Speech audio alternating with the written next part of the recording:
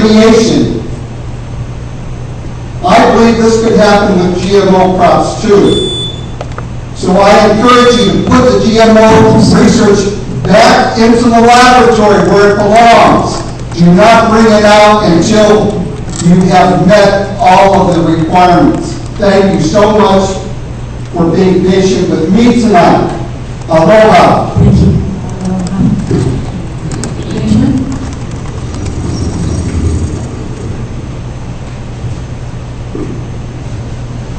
Aloha, council members. I just want to thank all of you for going through this whole process and how far we've come to be here. Maybe just take a moment to relax and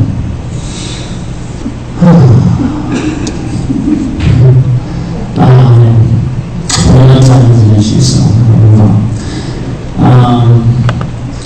So yeah, of course, regardless of what any of my opinions are, the will of the people, the constituents, the voters, it's pretty obvious. The books have been stacked. Oh, yes. Excellent. I'm Benjamin Collins. And I'm for this bill. Not for the amendments.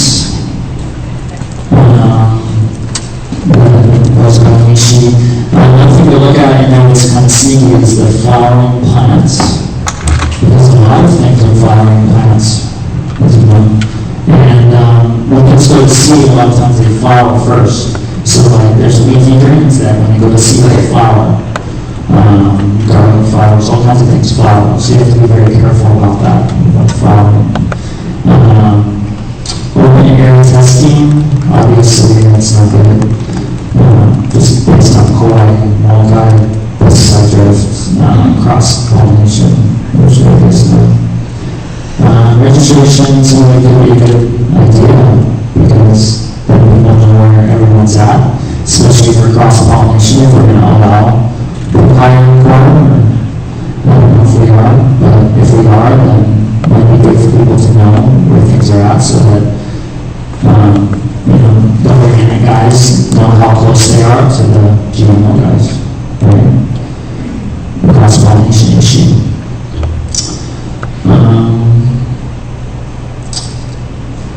Let's see, we've had some interesting points that were brought up about farming in general. One of them was that GM crops are necessary for local sustainability. Claims made that we will have to import more food if we pass this bill. But all the GM seeds, for the most part, we have to import too, right? And the fertilizers, and the pesticides, and the sprays, and whatnot. So that doesn't really make sense to me. And we also have, we'll talk about adaptability and change and evolving with technology. But there doesn't seem to be a discussion about adapting and evolving and considering permaculture techniques and permaculture technology is being used. We have,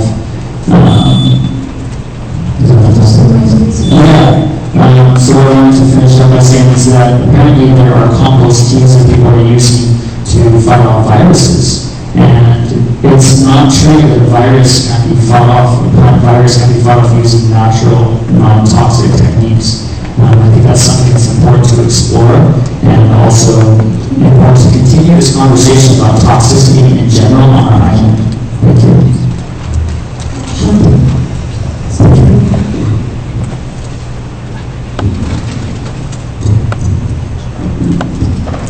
My name is Shanti Brown.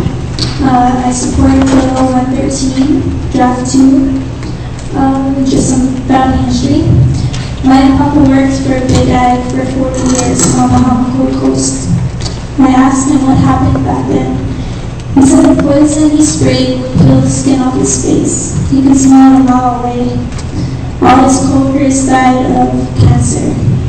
The company he worked for was fined by the EPA for excessive runoff and toxic arsenic. A report from 2012 shows the toxins are still there. Our family has been harmed from this exposure. My great-grandpa, my great-grandma, my grandpa, My 3 aunties, my mom, my sister, and my cousin have all had their gallbladders removed. The gallbladder processes toxins. My grandparents raised their children in the same area they live now, in Honolulu, Olomea, Pepikeo. They were surrounded by the chemicals my papa's company sprayed for most of their lives. My doctor told me that the gallbladder issue was not genetic.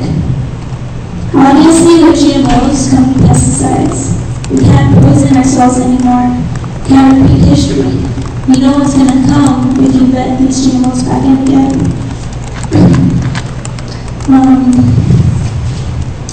Also, someone was talking about the Midwest. Well, my dad is from Oklahoma, and my niece and my nephew in Oklahoma and other family members in the Midwest are opposed to GMOs. Also, someone mentioned GMO rice as a solution to nutritional needs. Rice drinks to sugar. As someone who has already been flagged as pre-diabetic, I know rice is not a necessary part of diet and is toxic to your health. So rice would be something give to kids in Africa who are dying of starvation anyway. And onishi. Where's onishi? Rice is getting a little stale. I want to go, air out some. Please don't pass any of his amendments. They're just going to get the whole bill, and we don't want or need them. I would like to prohibit GMO corn, and aloha to all of you who are respecting our wishes and listening to us, because we do respect you for doing the same. And let's see. I never used to watch county council meetings all day, like hours of doing it, never. I never testified. I paid attention, listen, maybe watch a little news here and there, but not a whole day of it. I just want to say I'll be back, and a lot of other people are awake, and they're also watching, and we're going to vote, because now we know you. Thanks. Thank you. I'm going to go back to Kiko and ask for 2 more testifiers. Our next testifier is Andrea Rosenau, to be followed by Elaine Watson, the Minister for Bill.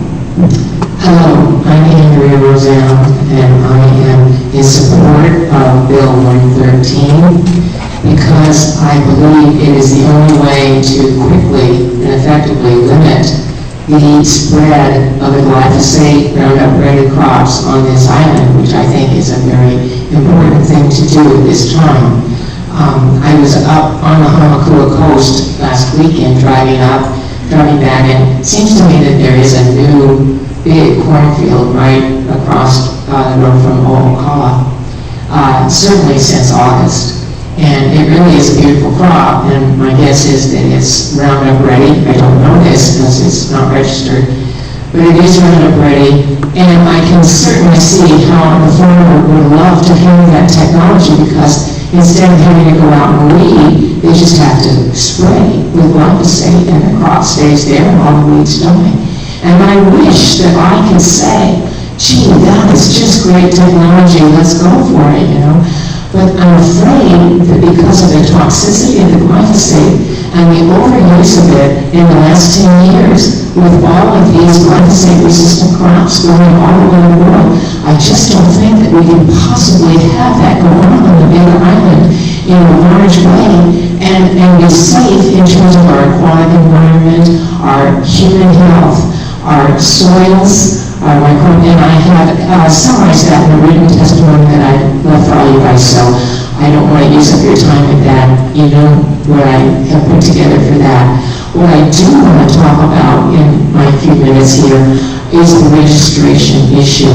I understand that registration of certain GM crops, I guess the rainbow papaya, but I'm more interested in seeing registration of the glyphosate-resistant crops and other GM crops, and maybe even pesticides, and I hope the ad hoc committee will be formed and will take this issue up. Because it's a new thing to start registering crops. But let's just think about it for a minute. If I bought some land and I wanted to build a large apartment building for middle and low-income housing people and then hire lots of people and have lots of jobs while doing it, I could buy the land for that, but I could not start doing anything unless I went and got permits from the county. The permits, and not just register it, I would have to get permission, and they would have to go over my electrical plan, my plumbing plan, my septic plan, how high the stairs are, how high the roof is, how high the banister is, and this is all okay. And is this because the county wants to discourage building of buildings? Or doesn't want to have jobs in construction? Absolutely not. It's a community safety issue because we're all in this together. Likewise, when I drive the car on the highways, I have to prove to the state that I can drive a car. I have to have a safety sticker for my car showing that my car is safe, and I have to have insurance before I drive. Is this because you guys don't want me to drive? The state doesn't want you to drive? No. It's a community safety issue because we're all in this together. And I think that it's been great that agriculture has not had to go into this for a long time, but it seems to me with these new technologies and all these new chemicals, that the county is going to have to start doing that. Thank you very much. I hope that you will vote for Bill 113. Thank you. Thank you. Next person in the room, please. Aloha Council, and big mahalo for passing Bill 113 out of committee. My name is Blake Watson, and I'm in support of Bill 113 Draft 2. I oppose all amendments proposed by Dennis Fresh Nishi. I would talk first about prohibition, but using it to present tobacco. Earlier today, this council worked on prohibiting cigarette sales for those under 21. Ensuring health and safety is something that most people assume is a federal or state government's job. However, in 1989, when the U.S. government pressured the country of Thailand to lift its ban on U.S. tobacco products, and also this happened in Japan, South Korea, and Taiwan. It should be clear by now that big businesses' interests dictate oversight or lack thereof of potentially dangerous and outright dangerous industries in our country and often abroad. The advent of more regulations just helps corporate lawyers design more ways to get around the original intent of the regulation by using federal, state, and political actors around the laws that regulate their own industries, which, for example, make for a more elaborate and more unedited process that sounds like environmental and health protection measures, but ends up being just what they are, a permit process to permit the harmful action anyways of lack of true oversight and adequate precaution. At the governor's cabinet meeting in Hilo a couple months ago, the deputy to the Secretary of Agriculture was asked about concerns that many Big Island residents have about GMO farming. His response was, we defer our policies on GMOs to those of the federal government. Now, this is the same federal government that lets the biotech industry regulate itself. So, in effect, we in Hawaii are letting biotech companies dictate our biotech policies. Whereas this is the same federal government that forced the nation of Iraq after the 2003 U.S. occupation to only grow certain grain crops that were genetically modified by the biotech industries. GMO corn on the marketplaces made purity of seed something known as identity preservation in the farming world, a scarce resource due to contamination. Proponents of biotech have said that it's too late, the genie's out of the bottle, just give in, while sometime later they will say just the opposite. We can have coexistence, a term they use when they lose the health and proper safety studies argument. These task forces created to find out about coexistence are essentially a distraction. They already have been conducted on the federal, state, international, and local levels, and conclusions, if they are honest conclusions, are always the same. Coexistence equals contamination. If we let GMO corn stay on this island for now, it will soon get to a point where it can never be fully removed, and all of the great alternatives will not be given a chance. Please amend Bill 113 to sunset the GMO corn being grown in 3 locations along the Honolulu coast by one dairyman who lives in Idaho.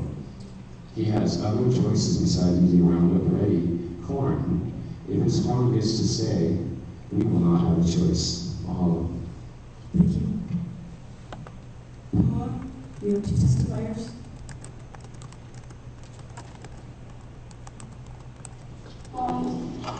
First Speaker, Mr. Brady Goodman, representing himself, Following him will be Mr. Jeffrey Laff, also representing himself, voted in support of Bill 113. Good evening, my name is Ray Goodman. I want to thank you for taking up this matter and for the target of lots of people's emotional and thoughtful response tonight.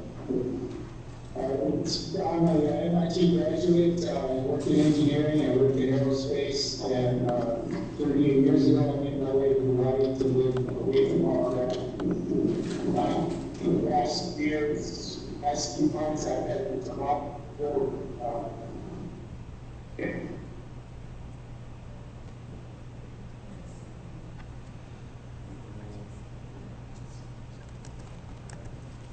Sir, we've lost the audio. let's check that out. I'll check. It's been about 20 years since GMO technology was incorporated into our nation's food supply. Yet the debate remains, is the technology safe? We believe it's catastrophic, and add our support to Bill 113, with the sunset requirement of no other defendants. In this testimony, I'm informing the concept of a public awareness campaign being called Time to Show GMO. The campaign is organized by citizens to contend that big chemical and seed companies don't really have the science to back this technology. It's time to call their bluff. Like any game of poker, at some point time comes you can show your hand, or in this case, show your research. Proponents of GMO technology point to hundreds of scientific studies proving safety.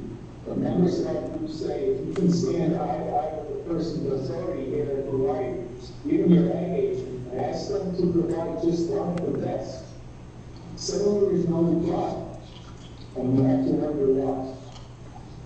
Time to Show GMO is putting out a challenge to over 300 people in Hawaii who the group contends by virtue of their trusted position in society already have one piece of sound evidence at their fingertips, proving safety.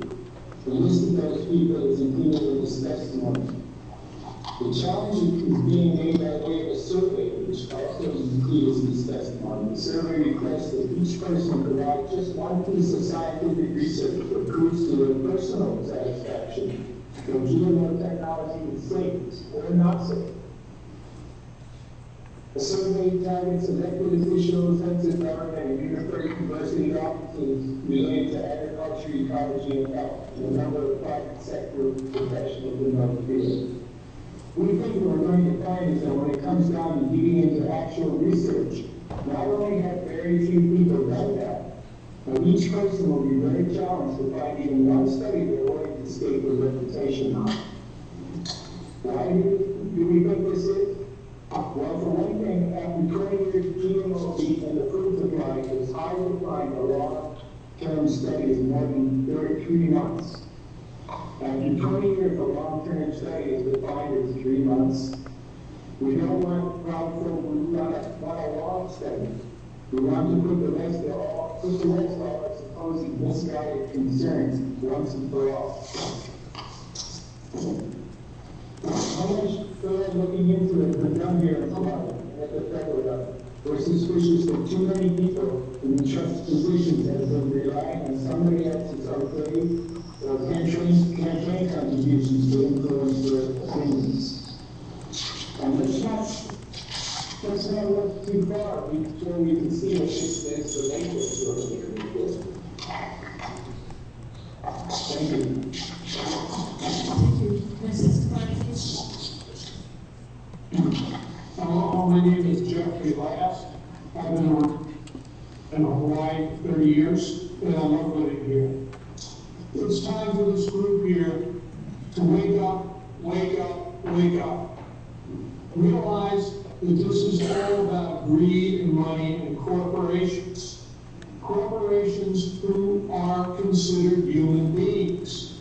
This is where we're going to start changing, and you're going to see a law we're going to be presenting in the near future to this council to not recognize corporations as human beings anymore. That's going to be a step. What's going on here also, and the main thing, and I listen to everybody, is science has become a god to some people. A god. But you know, what happens with this God of science, it's for sale. It's for sale. And as he was just stating, we've only had 3-month studies. These studies dry up and go away because of pressure.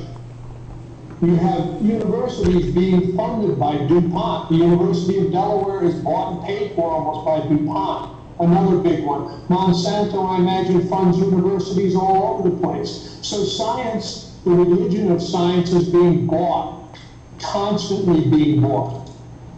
It's very difficult for us as a group here, as a small group of people without the funds to combat this. But you folks are in a position to do it. I am totally in support of this bill with no amendments, especially Onishis, who probably isn't even sitting there listening to us anymore. But we can't see him, but I imagine he's not there because he's not there most of the time anyway. So please, please pass this bill. Science is not a religion. We, the people, need to be defended. Our rights need to be defended. Organic gardeners don't poison their neighbors. It'll never happen. Please support this bill. Thank you. Thank you. Coming back here to Kona. Is Dr. Leonard Horowitz here now? Okay. And Eileen Kuneva and Muhammad Kihor. Okay. Then Lisa Howlett. Go ahead, Dr. Horowitz. Yes, thank you. Yes, my name is Dr. Leonard Horowitz. I'm here representing Medical Veritas International. It's a 501c3 health education, health promotion organization. I have a Harvard degree in public health. I'm the author of many books. I'm an internationally known health educator, consumer activist, consumer advocate, vaccination risk analyst, and someone who has done a great deal of research in bioenergy medicine. This is a book that I published a few years ago called DNA, Pirates of the Sacred Spiral. And I'm here tonight to tell you that nothing is as it seems. I'm here to tell you about particularly the science that you've heard talk about, various aspects of science, which has not been discussed here tonight, is what DNA really is. DNA is not what it seems to be. Everything that has been discussed here deals with about 4% of what DNA is. The genes, the changing of the genes, the genetic modifications, using viruses and bacteria, using those for vaccinations, using them to inject into human beings, into plants, supposedly to create a better society, is 4% of the function of DNA. 96% of the function of DNA is called junk DNA. As though God made a mistake with 96% of you. Somehow take it to the trash. It's junk, says the Rockefeller-directed petrochemical pharmaceutical genetic cartel. I'm here to tell you that what DNA is, 96% of you, your DNA is a receiver and transmitter of light and sound signals. It is a virtual antenna to God. I'm disgusted by what I read in the newspapers. Tonight, this is about what we the people believe, what you believe about science, about this discussion. But everything you know has been fed to you via biased propaganda, such as in this Herald Tribune, or Tribune Herald, defaming, demonizing Margaret Willey, who's a heroine, and all of you who support her are heroes, going against the grain. Disgusting that I read in this newspaper how we need GMOs so that we can have more beautiful colored flowers. If you want more beautiful colored flowers, turn on your HDV and watch virtual reality, living somebody else's soap operas with facial features and colors. Sir, you're 3 minutes. Thank you. More glorious than your own face. Thank you. So thank you very much. Please vote for we the people. Please vote for sanity. Mihama? Aloha. I just want to say thank you for your patience. I know it's been a long day, and I couldn't help but notice. Oh, Mihama Kiwai. Sorry. I couldn't help but notice that the County of Hawaii seal, Olanamoku means the islands of life. And I could imagine that you see that seal every day and you sign your name next to that seal. And so it makes it your kuleana as well as ours. Also, our state motto of Hawaii, Uamau Ke'ea o Ka'aina I Kapono, means the life of the land is perpetuated in righteousness. GMO production is not righteous, and GMO production does not perpetuate the life of the land. It kills the land, and it kills it for generations to come. And as Kama'aina, as people of the land, we are obligated to honor that, as our ancestors did, and as they were fully sustained by this land, and now it's full of poison. And I don't want that to be the legacy that I leave for my daughter and for future generations. So I feel that we need to stop GMO, and we need to stop poisoning the land, and we need to honor our ancestors of all walks of life and perpetuate the land in righteousness. Thank you. Go ahead, Lisa. Hello, Council. Thank you for staying up with us. Thank you for staying up with us. My name is Lisa Hallett. Mahalo, Margaret, for this bill. Mahalo, Council, for allowing me the opportunity to speak. You have a big responsibility educating yourself and voting on this bill that will affect our island forever. I think it is great that you have given us opportunity to be more effective in making campaign finance understood in a household term.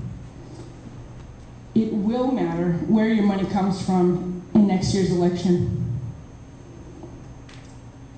I think that Councilman Onishi's amendments are absolutely unacceptable. We were not here to see an empty bill passed.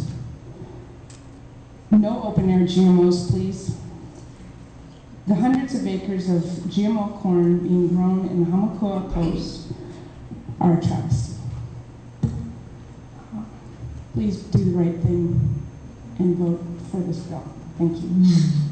And let's make it veto-proof. Zendo, are you listening on Occupy Hilo? I hope. Okay. Thank you. Hilo, can you bring up your next two testifiers, please?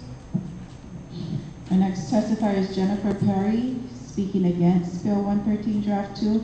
She's to be followed by Merle Hayward, who will make a comment on the bill. Aloha, my name is Jennifer Perry. I'm a farmer in Kapoho. I'm also a teacher. We've been growing papaya since 1975. We started, basically our farm started off as organic, but we found that to be very difficult, and we ended up growing a lot of orchard crops. And we were probably one of the first sunrise papaya growers on the Big Island. I just wanted to say that this issue is not about greed and money, it's about a way of life. And many in our community claim to be organic farmers. I hope that you are verifying that they are certified organic farmers and not just self-proclaimed.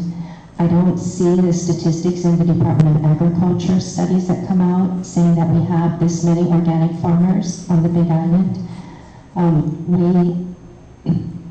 If we have so many organic farmers, I mean, I'm really glad of that, but I would love to see more of their produce on our shelves, and we're still importing an awful lot of organic produce from the mainland. We were hit with the ring spot virus papaya growers. In 1994 to 1995 and 1999 were devastating years for our farm's papaya crop. We went from 20 employees to 1 part-timer. And why? Just because of that ring spot virus.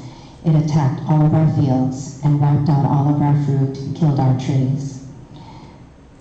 Our farm was one of the test farms for the sunup and the rainbow papaya, so I got to work with the university as they sent over their researchers and set up the different testing field plots and showed us the kind of data we were gathering. Right after the approval of the PRB-resistant papaya, which was in 1998, shortly thereafter, I used to sell to natural food stores in Pahoa, and I bought what was advertised as an organic papaya, and it looked just beautiful. You know, and my papaya was all virus and mottled looking and warped. I mean, you couldn't even tell it was a papaya anymore. So I bought this organic papaya, and I took it home and I tested it because I had some of that gust treatment that the university was using. And I found out, guess what? Blue embryos in that organic papaya. And this was way back in the beginning. So I notified the owner of the store, and what was it? Was it cross-pollination? Was it theft? It was too early at that point to be a matter of cross-pollination. They did do some investigations, and they did find that there was at that time an organic farmer who was taking fruit from one of the test plots. Let's take another look at cross-pollination. Where did they obtain their seeds? Oh, my, that was quick. Okay, I would just like to say that the precautionary principle is backwards. It should be the other way around. We have our approvals from 3 federal agencies who have gone through a lot of studies and a lot of testing. And I think it's those who want to disallow something that has already been approved that the burden of proof should be on them. And I want to thank all of you council members for staying with us this whole way, and especially to my council member, Mr. Ilagan, for supporting agriculture. Thank you. Thank you.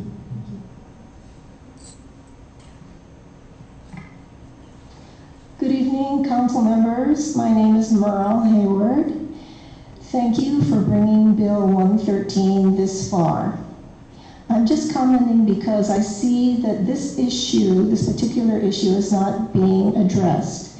The intent of the bill is to prohibit open-air cultivation of GMOs in order to protect non-GMO crops from contamination. And so it does not make any sense to grandfather in over 300 acres of GMO corn being grown by Big Island Dairy in Pepekea, Honolulu, and O'Okala. How does this protect other corn farmers from contamination? Please amend the bill to sunset the corn. Sunset the corn. Sunset the corn. Thank you. Thank you. Going to Pahoa. Do you have 2 testifiers, Pahoa? First, we have Ms. Barb Cousins representing herself, and following her will be Mr. David Zeisler, also representing himself, both in support of Bill 113. Mahalo for the opportunity to give testimony today from the Neighbourhood Community Centre here in Pahoa by Skype. Very pleased that we can do that. Thank you. I'd like to thank Councillor Willie for a careful thought-out second draft of Bill 113 and the amendment. My name is Barbara Collins, and I speak on behalf of myself and 11 other people, and those people are Bill Crane, Vicky Crane, Ian Gimble, Diane Mills, Susan Dunn, Tom Berger, Nikki Butchick, Rachel Rose, Trace Perot, Rob Drury, and Angela Brutano.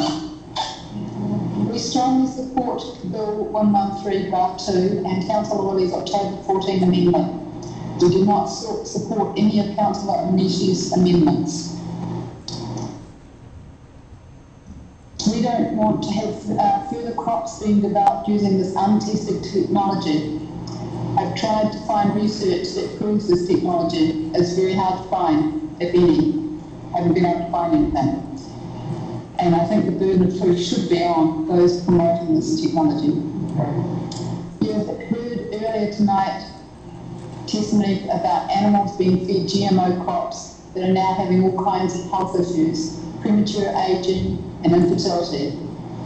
As an organic papaya farmer in Puna, I'm concerned that we're no longer able to say that our papayas are non-GMO, and I support the last speaker in that we can't say that anymore, but that's thanks to the GMO papaya industry. One farmer speaking at a recent town hall meeting hosted by Council Iligan in Pahoa stated that his papayas tested his papayas and found that his crop was contaminated between 5 and 55%. He was very unhappy about it. He's an organic grower. I cite the fact that in India, 250,000 farmers have committed suicide in the last few years due to GMO and Monsanto's involvement with their ways of farming. It took a number of years to happen, but 250,000 families have lost their husbands and fathers because over time the cost of GMO production made their small farms unable to support their families, whereas these same farms had supported their families for countless generations. It happened over a very short period of time. This technology virtually mines the soil and does not put anything sustainable back into the soil or grow soil, whereas growing organically using various methods like natural farming, the Rudolph Simon method, permaculture does exactly that. It grows soil. This is something that's essential to farming on the Big Island, which is volcanic in nature and lacking in soil. Please put a stop to this unnatural technology on the island of Hawaii. Hawaiians grew for hundreds of years using their Your 3 minutes have gone. Okay, thank you.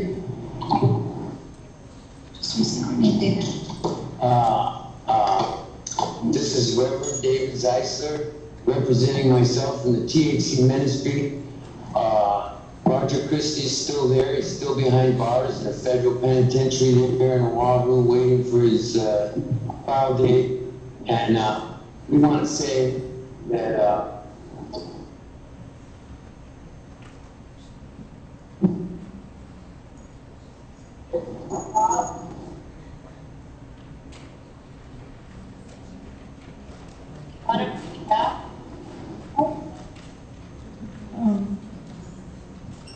we can't hear anything, sir. Can you hear us now? Yes. Testing. Okay. That's fine. It seems like agriculture should not be a crime in America. We're gifted with inalienable rights such as freedom of religion. And this has been a big farce, this whole mess.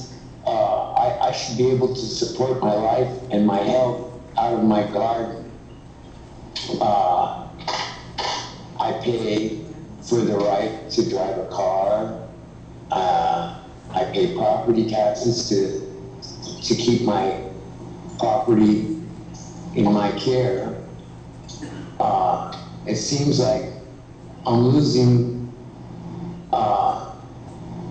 my rights by agreeing with some people like yourselves voting on something that affects my life. I just can't see that this is democracy in this way. You're not representing the people. You represent corporate America, such as our military represents corporate America. They don't represent the people. I don't want to kill people in Iraq or Iran or Afghanistan or anywhere. And I especially don't want to poison my So are you babies. speaking to the topic on the agenda? Yes, I am. I'm saying that with this Roundup Ready crap kills our bees and our monarch butterflies. Only a third of the butterflies have showed up in Mexico. They used to take up 22 acres of land in Mexico. Now they can only on 2.9 acres.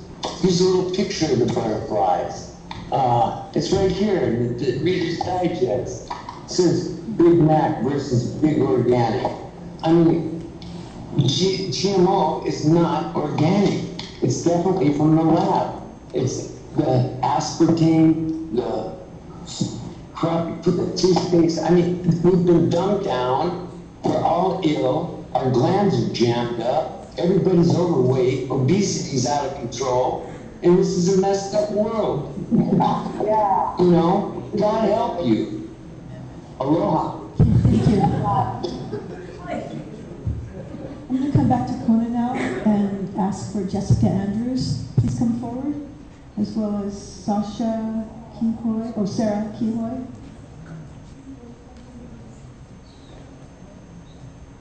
And Josephine Kelly Pio. I don't see Josephine. Josephine's outside. Oh, she is? Okay, thank you.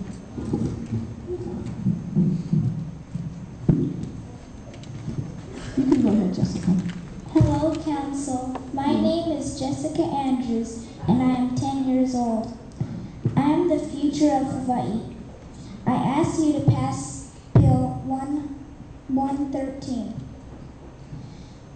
I do not like the sound of Onishi's amendments.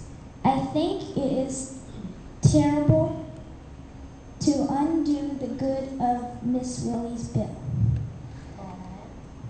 What we are asking of you is to pass this bill. This is reversible. What the biotech industry and not what the passing this bill is asking of us is not reversible. I understand what the term means of genie out of the bottle. Same with GMOs. Once GMOs are out of the world, you cannot bring them back in. If we destroy this planet, we cannot go somewhere else. For years, GMOs have been on our shelves and they have been hurting plants, people, and animals. Please pass this bill. Mahalo for letting me speak. Thank you, Jessica.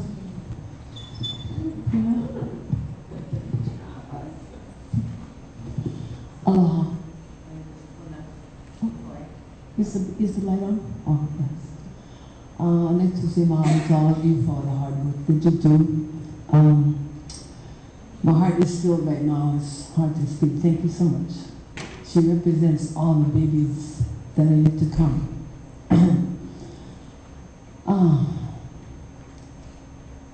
Of course, I'd like to support the Bill 113 as is.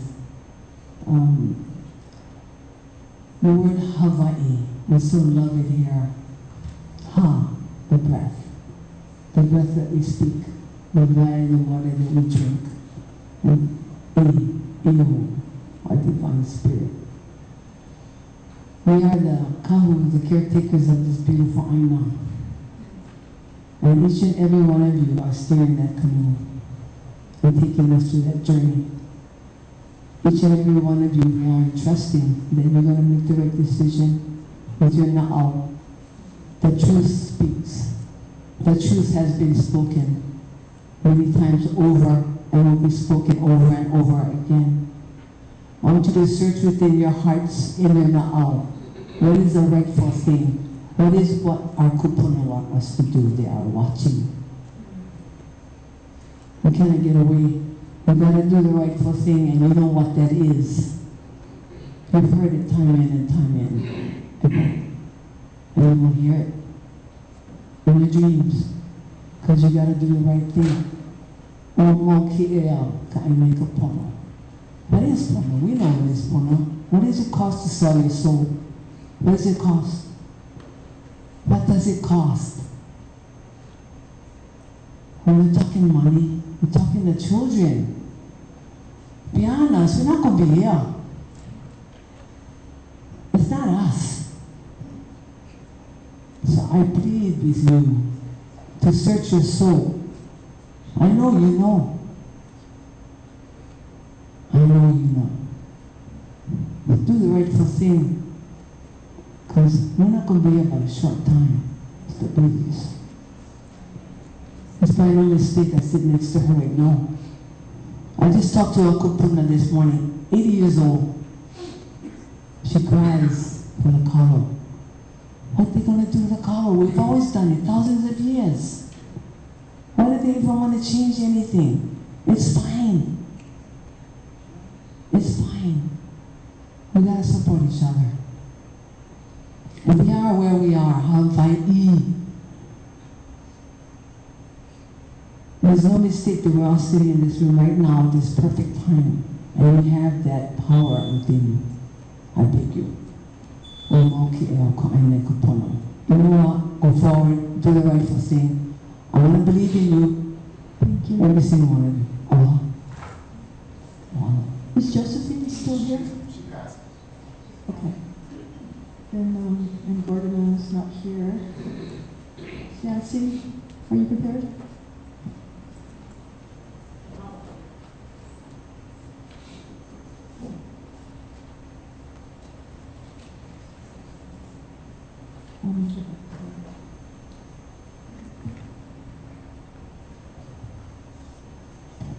Aloha.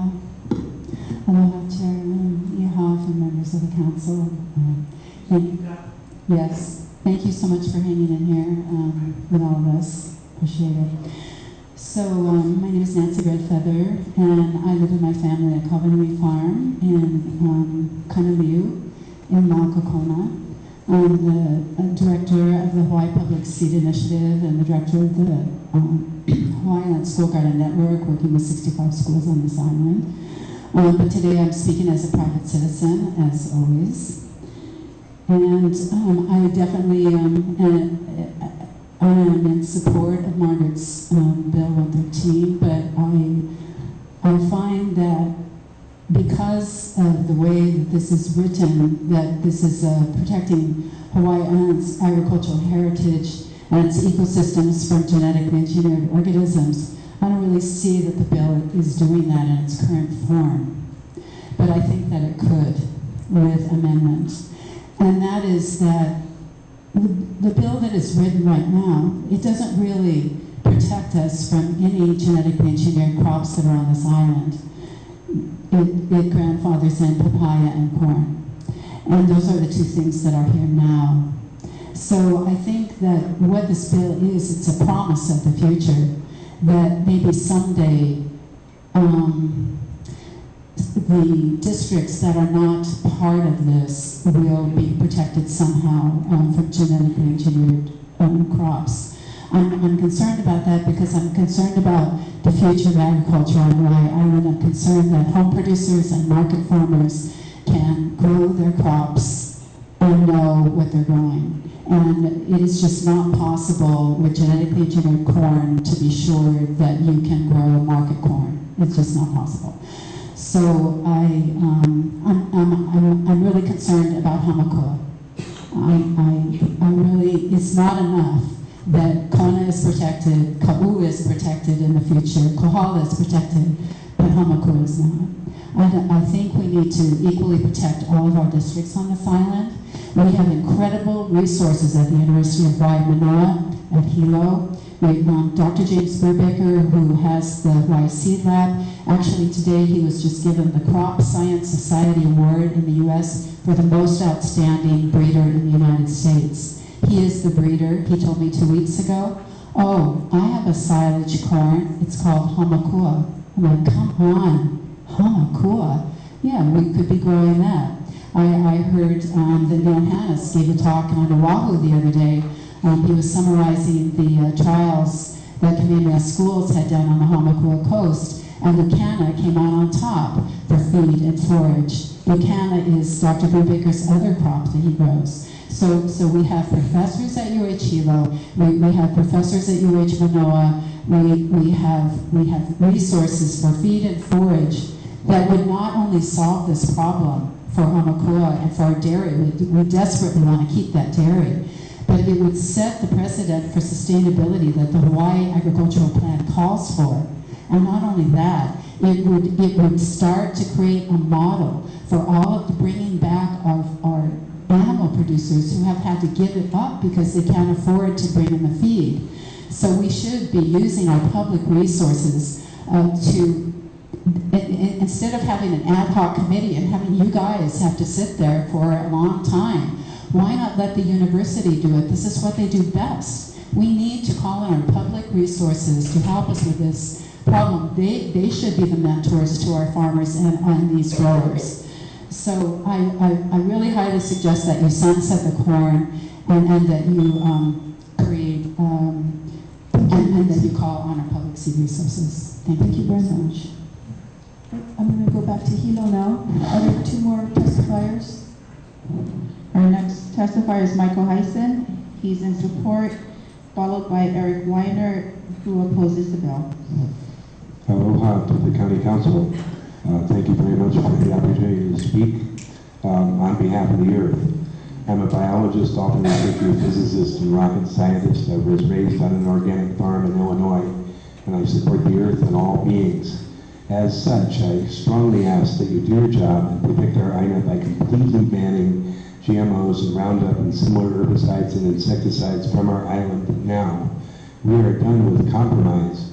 We have been used and abused by biotech companies for decades who see us as a level 5 isolation lab that's expendable should something go wrong. They have zero concern for us or our environment.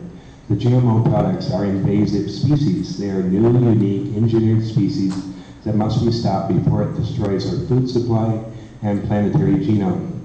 Just like we have decimated guavas and mangroves that have hardly hurt anything, so too we must totally eliminate all GMO species before they cause disease, sterility, cancer, increased herbicide and pesticide use, reduced yields, as in India, where the animals are killed when they graze on the GMO remains. And they also help breed super weeds in addition to trashing the soil bacteria and destroying our organic farm economy and killing the bees. In addition, the horizontal gene transfer can contaminate our gut flora, which is responsible for about 80% of our immune system. Horizontal transfers of new genes transfer across the planet in a month. Think Andromeda strain. All isolation labs leak. Think Fort Detrick and Plum Island and the CIA operation in Africa that found Ebola. Living things always spread. Isolation is a myth.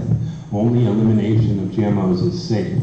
Stop the patenting of our food and genome. As Monsanto's British biologist advisors said a decade ago, the best course is to support native farmers plant-wide.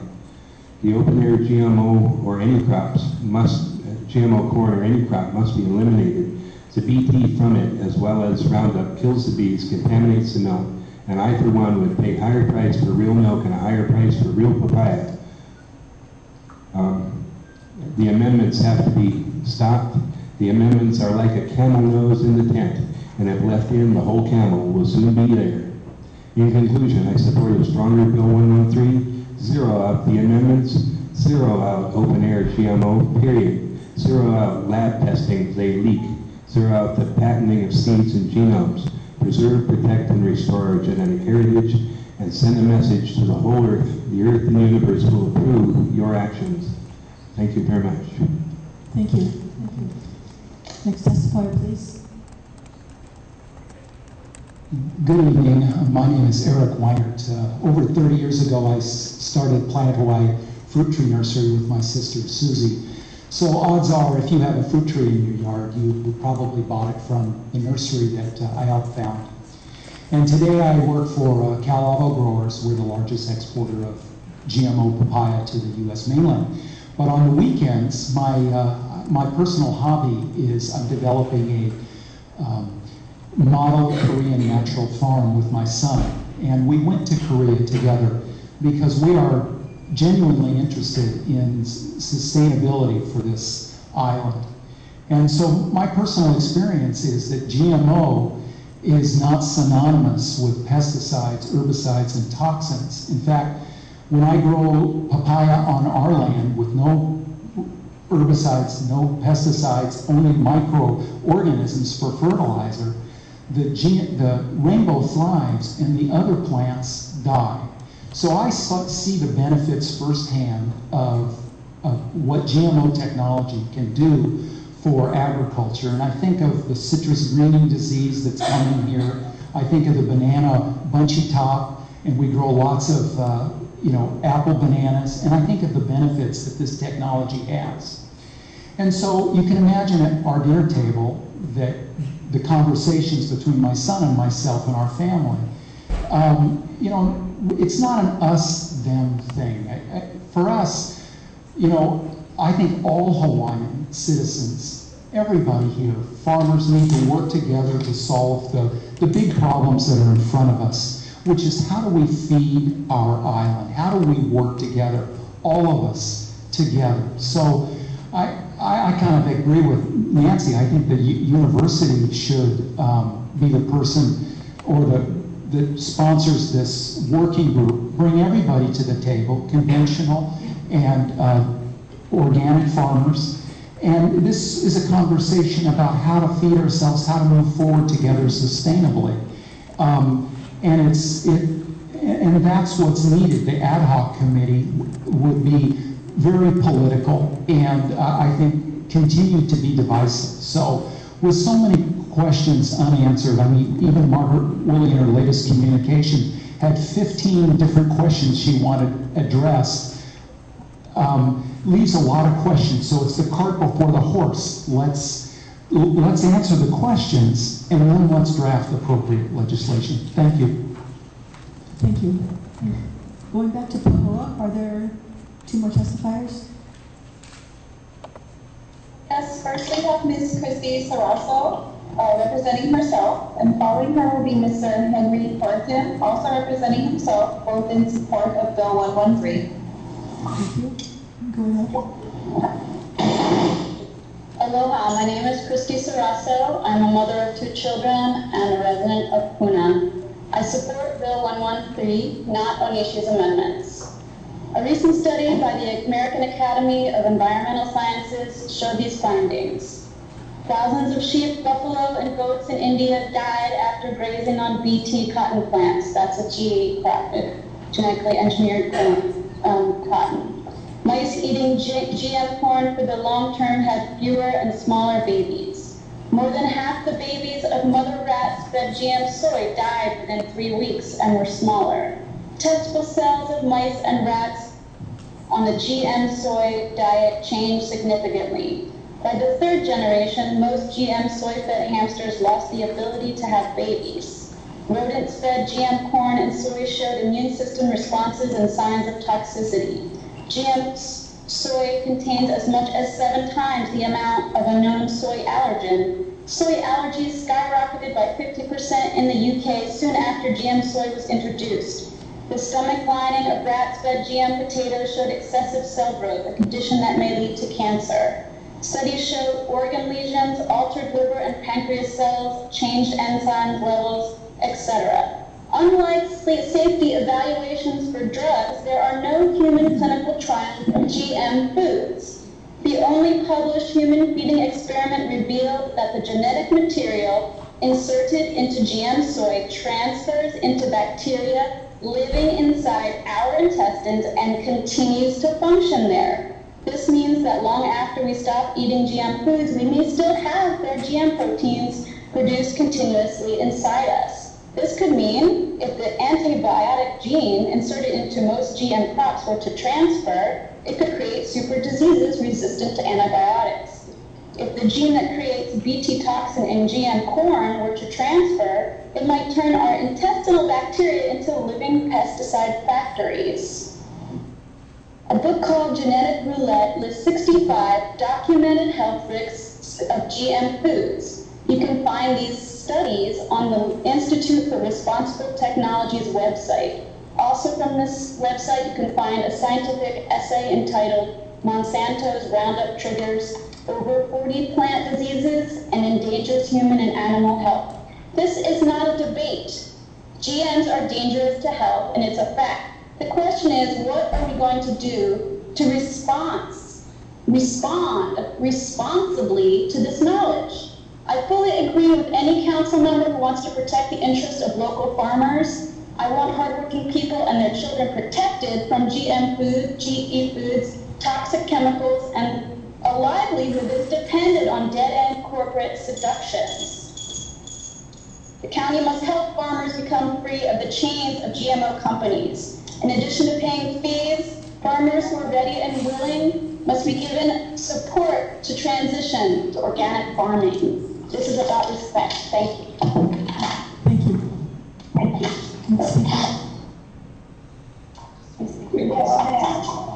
Aloha Kakao. My name is Henry Corkin. I've lived on the island for 15 years. I am rapidly approaching my 8th decade. I grew up at a time when gardening and farming was organic. And all I can remember is that during World War II, we had an abundance of food, and it was locally grown. I want to acknowledge the testimony of so many of the women. I am really impressed at the testimony of the mothers and the grandmothers, and I hope you will be listening to them. I am, of course, testifying in favor of Bill 113 without the initiative amendments. The issue of money has been brought up. New York Times recently noted that during the 2012 election, 216 citizens of this country, that is 0.00007% of the population, put $560 million into that campaign. This is about money. This is about untested technologies. I am old enough to remember being told that atomic energy, electricity from atomic energy would be too cheap to meter, that it would be totally safe. We know where we're at, Fukushima. In Mexico, in the mountains of Mexico, in the mountains of Mexico, it's been years now since GMO, since the pollen has reached the mountains of the Mexican hinterland, where the indigenous people have been growing corn for millennia. Monocropping is really the source of a lot of the problems, and the future has got to be permaculture, has got to be ecologies, has got to be systems that work together. When you reduce the system to a single or very few elements, it is extremely unstable, it can't go on, it can't sustain itself, and thus we have to resort to the chemicals, to the toxics. How much of this, let's say, the Roundup, how much is going into our water? We have a very porous island here. Is our water being tested for these things? And finally, if it's safe, why don't they just label the stuff so we know? Give us a choice. If I don't want to eat GMO, then I can make that choice. But obviously, they don't trust it, and they don't trust us. I hope you will make the right choice and pass this bill without the amendments. Thank you. Thank you very much. Here in Kona, is Michaela Brewer here?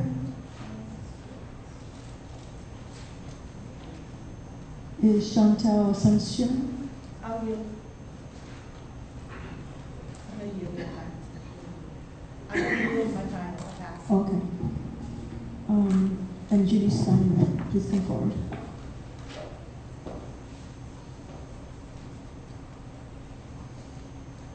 Okay. Michaela?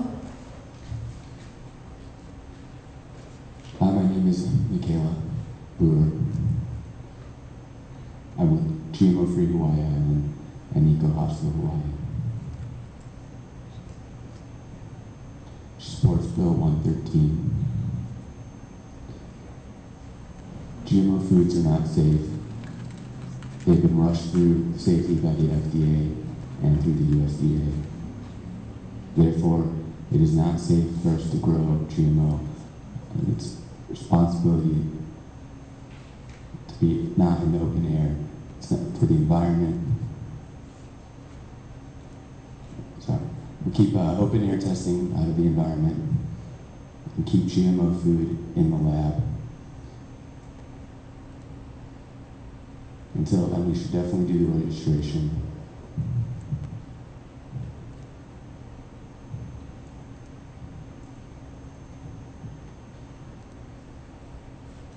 But the FDA and the USDA have not chosen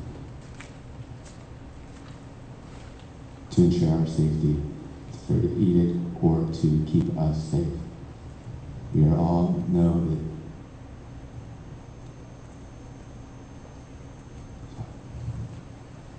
I'm just going to read this a little bit easier there.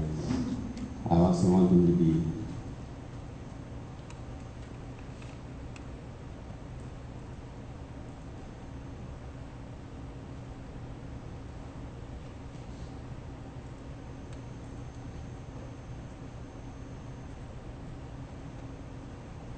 So I also want them to be registered as well as keep them labeled, since the FDA and USDA have chosen not to ensure their safety first to eat. Label them to keep us safe. We all have the right to know if it is GMO, so please keep them out of the air until it's safe and is not harming us, air, and the land. It won't affect the rainbow papaya if Bill 113 passes, so please pass the bill. Thank you. Thank you very much.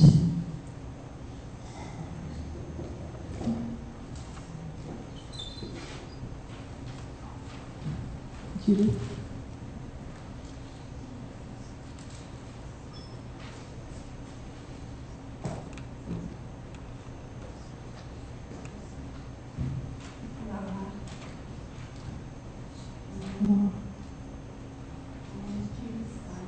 Is the light on? Shining light. It is? Okay. No, it's really on. There. Okay. Just look on it. Excuse me. My name is Judy Steinman. I want to thank you for being here on the 7th anniversary of the big earthquake that we experienced in 2006. There are several people here today who I met as a result of that earthquake, and we all worked together to malama one another on the island. I have a PhD in the field of neuroscience and teach at the University of Hawaii at Hilo, where I run a master's degree program. I serve as an officer of the North Hilo Community Council and a director of the Hilo Hamakua Community Development Corporation. I'm testifying today for myself, and all opinions are my own. I mahalo you for your hard work on this emotional issue. I ask you to not pass Bill 113 and to not allow Bill 109 to be resurrected. Put these bills aside, create a study group or task force to review the thousands of studies on GMO and food sovereignty, which I think is the real issue that we all need to be speaking about. And then reconvene after you have received input from the medical community, the scientists, the farming, and community stakeholders. Do not start at point X. Let's start at point A, as we should have done 6 months ago. Do not ban any crops already deregulated by the federal and state government. It is not legal to do so. You obstruct our island's farmers and ranchers by doing so, and you create an unfair financial obstacle for them. Any farmer or rancher already has to report to the USDA and comply with federal regulations, so adding county regulation is burdensome and redundant. I hear a lot of bill supporters say that they want conventional farmers to stop growing GMO. I find this attitude patronizing and elitist. There's a huge literature on coexistence of GMO and non-GMO crops, but you need to review that literature through a study group or a task force committee. I also support the idea that the university get involved and we utilize our resources that we have here and the scientific resources that we have throughout the world, because people are watching. I know that they're watching from all over the world right now what's going on in Hawaii. And so we could be a model for the way that we could understand and create an opportunity for us to really understand what's going on with the science and the medicine before a decision is made politically.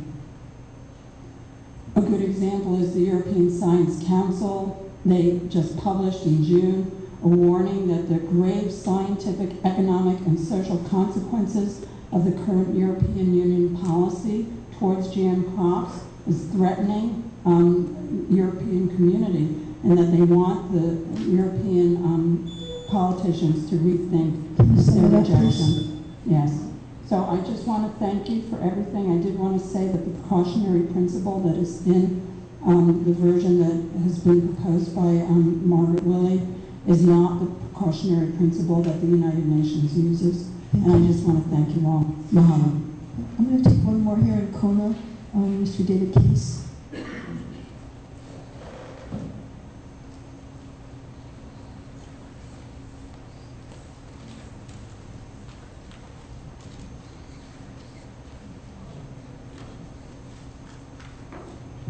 Thank you, Madam Chairman. My name is David Case. I am the president of the Kona chapter of the Hawaii Farmers Union and the secretary of the state union as well. I'm here on behalf of both to speak in favor of Bill 113 and the current amendments that Ms. Willie has proposed. We do oppose the amendments proposed by Mr. Onishi for the reasons that have already been given. All plants flower, and the proposal also to allow for university research on any GMO product would virtually annul the legislation that's already on the books to prohibit GMO crops in coffee and taro. So those amendments I think should be defeated. I want to talk to you about three things, frankly. The first is that there are two unique risks with GMO crops. One is if we're a non-GMO farmer. Organic farmers and non-GMO farmers are one genre of non-GMO farmers, but all non-GMO farmers face these same risks, whether they're organic or otherwise. And that is if their crops are contaminated with GMO pollen, then they can be sued for patent infringement, essentially, for that accidental cross-pollination. And the second, of course, is that cross-pollination can destroy the marketability of organic and other non-GMO crops in much of the world where these crops, these products are prohibited. That means Japan, Korea, China, most of the European Union. So these are markets that will be denied crops that are cross-pollinated. Now, the third point is that apparently we agree. The proponents of this bill, the supporters, and the opponents agree that cross-pollination is a problem. Dr. Gonzalez said so. Now, if it's a problem, what's the solution? Dr. Gonzalez's solution is to have a study. But what happens when you have the study is you have more cross-pollination going on. Because the testimony we've already heard is that the corn crop in Hamakua has been expanded dramatically, and that will continue. And it will continue with other crops as well. And then we'll lose the opportunity you have now to be able to study the problem. If you do not pause and control GMO today on Hawaii Island. Thank you very much. Appreciate the opportunity to testify. Thank you. And Hilo, the next two testifiers. Our next testifier is Justin Avery. He's in support of Bill 113 Draft 2. He is to be followed by Amber Schaus, who is also in support.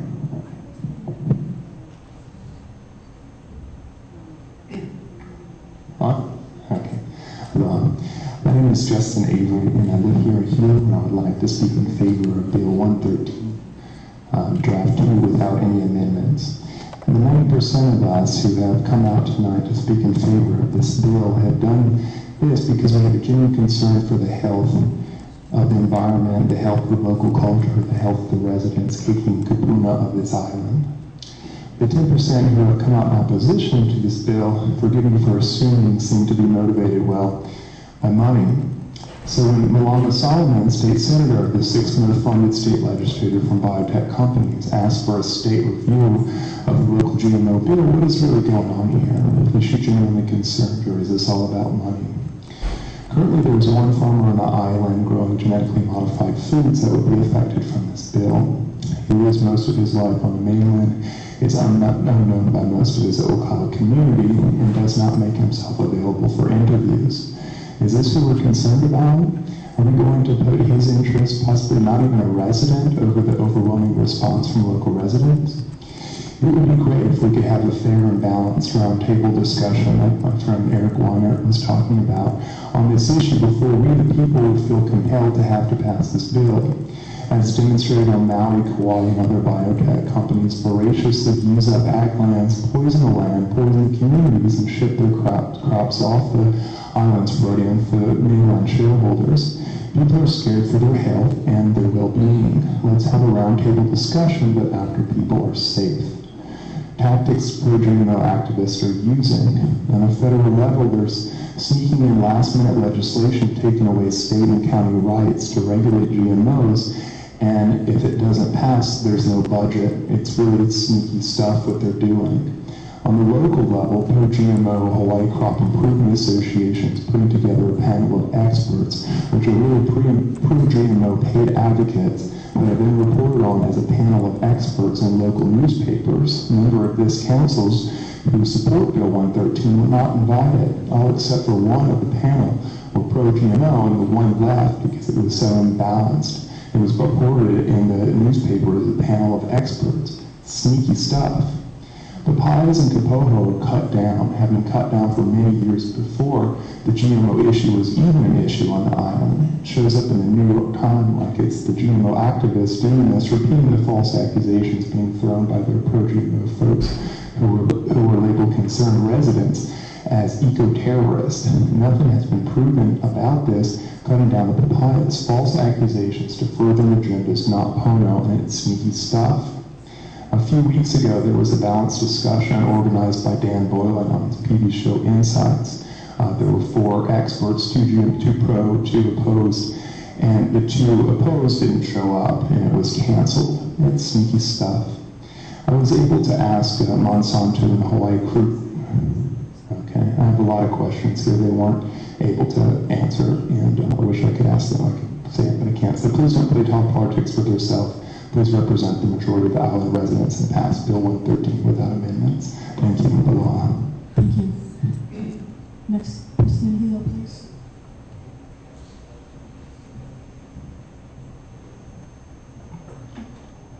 Okay. Aloha, my name is Amber Schaus. I'm a student at UH Hilo and a registered voter of Mr. Yoshimoto's district. I strongly support Bill 113 and oppose all amendments written by Fresh Onishi. Allowing GMOs to grow freely inherently increases the amount of poison that exists in the land and in the waters. The poison in the land and water does not stay within the confines of a farmer or a corporation's fence. The poison will flow into the neighbors' yards and the schoolyard where the children play. For example, in the case of CAM schools, leasing a significant amount of land to corporations like Monsanto and Syngenta. When it comes to the seeds, many of them literally have poison within every cell of the plant in order to make them resistant to the poisons that the same GMO companies produce. We all know that these seeds blow in the wind like the other seeds and plant in the land and poison of farmers and poison people who make conscious decisions not to poison themselves and their children. When it comes to GMO papayas, I know this is a sensitive issue, and I understand that this bill will not affect them. As far as a similar situation occurring in the future, when a species of plant dies off, it is because it is weak, and a stronger crop will grow in its place. This is natural selection. I ask you to feel inside of yourselves whether the natural way is the right way, or if nature is wrong. When it was said earlier that there have not been any conclusive studies showing that GMOs are bad for health, this is not true. More than 60 countries, including Australia, Japan, and many countries in Europe, have put a significant limitations or outright bans on GMOs. They did this for good reason and based on real studies. I would like to mention that many studies have shown a significant connection between the disappearing of bees worldwide and pesticides and herbicides containing the same chemicals as Roundup. The only people who benefit from a lack of pollination are the ones who own the copyrights for the seeds. Many of the people who are in opposition to Bill 113 are claiming a libertarian agenda. Well, this bill will allow GMO supporters to grow crops behind closed doors. Not passing this bill takes away the organic option for the rest of us, which really works against a libertarian agenda. If GMOs are safe, then why do these corporations have to pay so much money to politicians? If you want to live I want to live a healthy life. I would like for you council people and all of the people, Keiki to Kapuna, to live healthy lives as well. Please make the morally upright decision, support your constituents, and do not poison us. Mahalo nui, aloha. Thank you. Are there two more testifiers?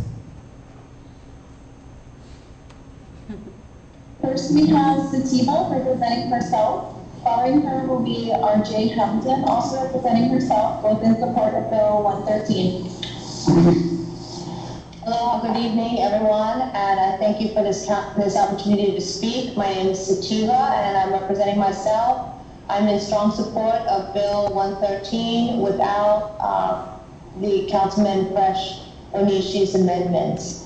One of the things that has been brought up that I'm going to bring up again is that every GMO seed is patented. When you patent something, you give it property rights. And what's happening on the mainland is these big GMO corporations are planting their farms right next to farms that are growing genetic commons. Then, of course, the pollination carries the GMO seed into the next farm. And then once the farmer starts to grow the GMO patented seed through pollination, he's now committing a crime. He or she becomes then a criminal because they are growing a patented seed. Monsanto, although that's not the only corporation that's done this, there's other ones, but it's the biggest, have then taken the farmers to court for growing their seeds. In every case, the farmers have sworn they did not plant the seeds, that it was all growing through cross-pollination.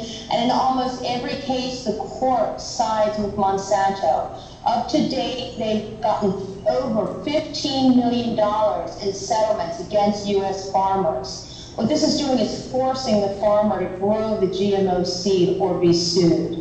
And these are the kind of tactics that are going on in the mainland. These will happen here on the island, be devastating to the farmers. I want to talk about those alleged, 80 papaya farmers that I keep hearing about. I want to say they're not papaya farmers, they're farmers. And if we can give them another crop where they can make more money off of growing it, wouldn't that be better? I'm going to suggest something. Sugarcane is the new cash crop of the 21st century, but not for sugar. It's the new cash crop for juice. They can't keep it in the stores. I'm now buying sugarcane from a person who was growing GMO papaya. He's no longer growing the GMO papaya. He's planting only sugarcane, and he's told me himself he's making more money from the sugarcane than the GMO papaya. So what I'm saying is, let's start forward thinking about crops that our farmers can grow, and that we can make these papaya farmers thank you in the future, because they can say, hey, I'm making more money now growing these other crops. So that's something to think about.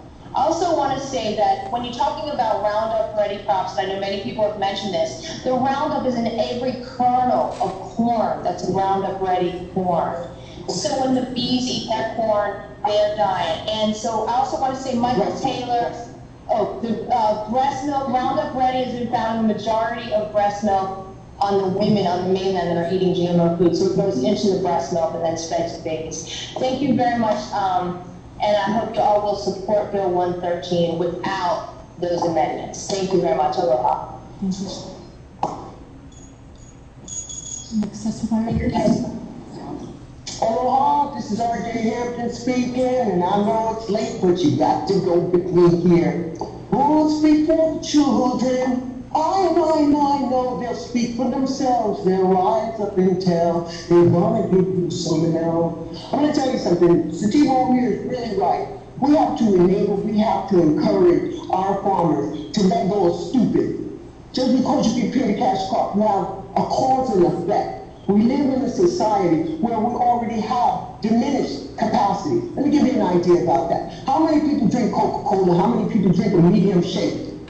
A mother is giving her child a medium shake because he wants it and he drinks it. That's like eating a whole pint of ice cream, a soda, 2 servings in a can, but we drink it all because we don't know that there's 18 cubes of sugar. Ignorance is the only reason the people that are against this bill showed up today. Price of politics is the reason for the politician to be able to persuade people to come out because they want to win. Well, this isn't a game. The game is over. We are dying, and now you want to kick us in the teeth, and you want to give us one more thing to deal with. If the agenda is to kill us, council people, you are doing a good job. And I'm not laughing. I am absolutely livid because you have not seen me. Because I'm not playing politics anymore. I'm getting in the ground and I'm trying to care about the children. And let me tell you, they are drinking those sodas and they're eating the candy and they're doing everything wrong. And it's their parents and you guys. So I'll tell you something, council people. Forget GMO. You do not ban sugar. Thank you. Well, no, I'm not finished. It took only 3 minutes. Oh, I'm sorry. I didn't know if the bell went off. Don't be sorry. It's something I hear when people say sorry. No need to be sorry. I'm not offended. Okay. So what I'm going to do is wind up because it's late and I'm going to tell you. The price of politics has us discussing something. We can't afford to have any more pathogens, any more anything because we are spent. We are done. We must eat to repair. We cannot give our DNA code messengers any more to deal with. You council people, this is a crucible here. You passed the vaccine resolution. This is even more important than the vaccine resolution. This is your constituency telling you, do the right thing. Do not haggle with this. Vote it up or down, or get over it. No discussion, just vote, because you must know how you're going to go, so we can go home. Thank you very much. Okay, thank you. Here in Kona, is Christopher Quinn here? How about, no, Scarlett has left. Is Nikki Spencer here? No, Fernando. Is there anyone else sitting here in the audience that would like to speak? That hasn't? No, okay. Fernando, you'll be our last speaker here in Kona, and then I'll go back to the other sites.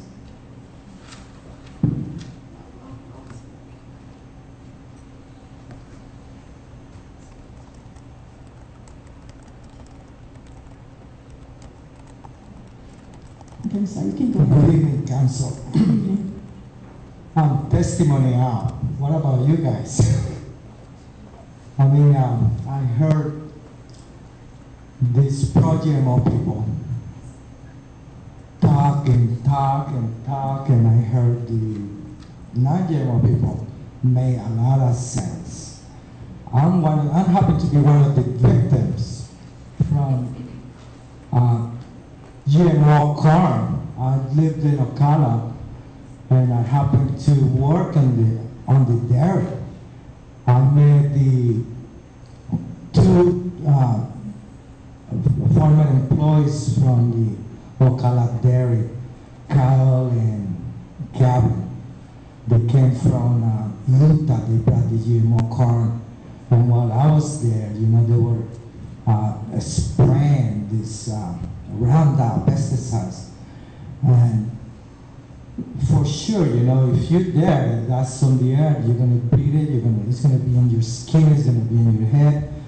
And then living in Ocala, you know, while I'm working in the dairy, also going home to sleep, and you open your doors, and talking to one of the neighbors was like, oh, before was just the dairy smell, the cattle smell, the stinky smell, but now it's the pesticide smell. And they're waking out with the headache, you know?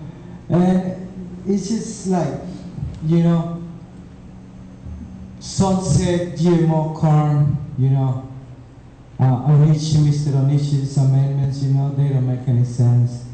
And the more I'm listening to the testifiers, you know, it comes to my attention, you know, is there a way that we can join forces? You know, because we got so many different snakes on the audience, you know, and testifiers. They come and say, like, put them on the hands of the university. I mean, if we put them on the university, you know what's going to happen?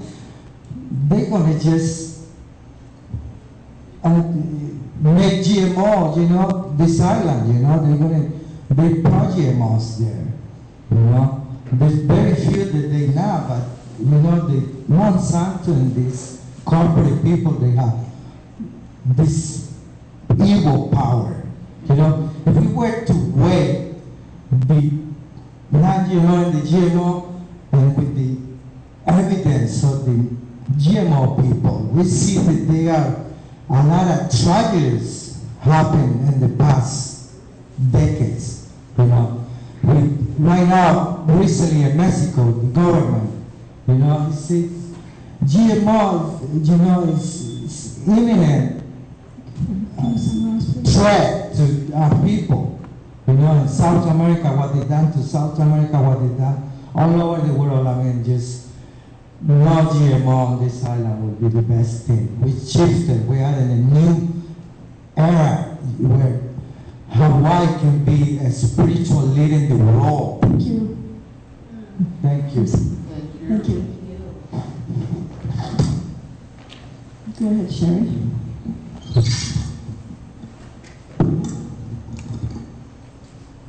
Hi, my name is Sherry Kane, and I'm here representing myself. I want to thank the County Council who support Bill 13.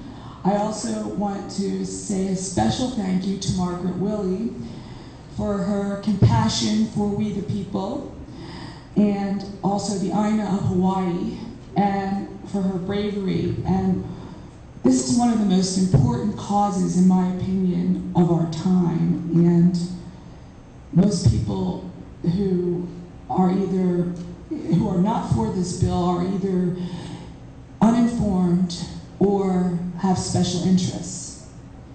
Because there is no other possible reason why you couldn't see, with all the testimony that you heard today and before today, how it will affect everybody here in Hawaii in a negative way. It'll affect the Aina, it'll affect our health.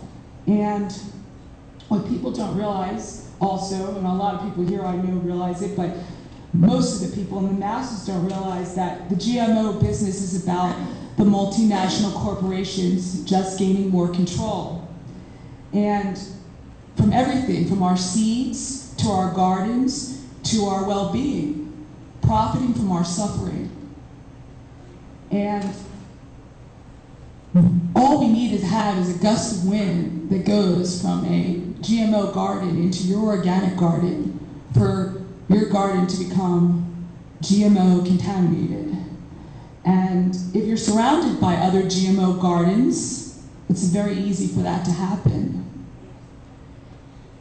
And I'm noticing more and more, even in our natural health stores, that a lot of the products have GMO ingredients in them, like canola oils or soy. Even in dried cranberries that you're buying in bulk, it's unbelievable how it's gotten this far. And I'm asking everybody here on this panel to vote in support of Bill 113, because it is the best way for you to actually support the people of Hawaii for the future and for today, and also for you to actually not contribute to the genocide that's ongoing and will continue to be ongoing by supporting the multinational corporations that do not have any of our best interests at heart. Thank you. Thank you. Hilo, how many more testifiers do you have? We have 4 more. Okay, I'll take the first 2 then. Okay, we have Andrea Barton, who opposes the bill, to be followed by Russell Nagata, who also opposes the bill. Thank you.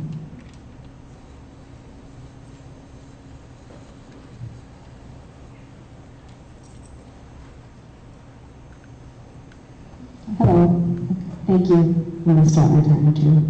My name is Andrea Barton, and I support the Bill 113 opposing GMOs.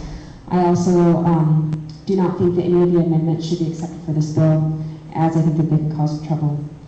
So, I'm a lactating mother. I used to be a school teacher at Hilo High School. Jennifer Perry is one of my teacher mates, and I love her dearly, and I'm sorry to sit on the opposite side of the table for today, and hopefully someday we can feel like we're in the same room for the same purpose. Again, I'm also a beekeeper, and I'm now a UH student taking classes in agriculture. When I hear that the United States is becoming a third world country, I feel a little bit terrified and shocked. How in the hell could this happen to us, one of the greatest nations on the planet? Then I remember that I live in Hawaii on the simply lucky to be one of those few who live in a state that is almost like living in its own country. We will never be the first country to reject GMOs for all the harm we've done to this natural environment, and hopefully we can get on top of it and become one of those who stand up against it. Vandana Shiva's philosopher and engineer in India said that you cannot insert a gene. You took the bacteria and call it life. You had created life. Instead, you created death. You polluted it. The truth in our minds is undeniable, completely transparent. Recall a time when a harmful bacteria marinate found its way into your body and organism. I bet you felt like dying. Our blind eye has been legend by the propagators of GMOs when we were looking at away. These crops are rapidly consuming the natural environment around us, 88% corn, 94% soy production in the United States. Even our third world, once was brother, Mexico, now maybe in the first world, is banning GMOs. Are we acting as an experimental cesspool for the world? Will we continue to let Hawaii be one of the centers for experimentation of GMO crops? What value do these crops serve when they, at the very least, have to consume the natural world around us? I'm not religious, my friends might call me atheist, but this moment I pray to God. I pray that there is a God who might be able to break us all from the GMOs that have been introduced to the world. Crops should not be on the mission open air cultivation with the potential to consume all life on the planet and render it patented to death and degradation. Once again, please vote yes on 113 in its exact form. Say no to the amendments. This might be the most life-changing contribution we've ever had the chance to make on this planet. Its people, Hawaii, the Aina, the Kana'aina, and all its inhabitants. Banning will cause innovation. It's not going to stop farming. People are going to work harder to do better, to do more. A 10-year study out of Norway said that positive links between GE crops and obesity have been made. Immune systems are being degraded. Bt toxins are found in the blood of women and fetuses. Another study from Sherbrooke University in Quebec says that 90% of pregnant women tested had Bt toxins in their body. 80% of umbilical cord blood in babies also had Bt toxins. 67% of non-pregnant women had Bt toxins. Bt breaks open insects' stomachs. Children are very sensitive. Undigested foods pass through digestive tracts. Autoimmune diseases and allergies are spiking. The blood-brain barrier in newborns is not formed. Toxins may get entered the blood. Thank you. Aloha. Thank you very much. Paul, do you have more testifiers? Oh, I'm sorry. One more Hilo first.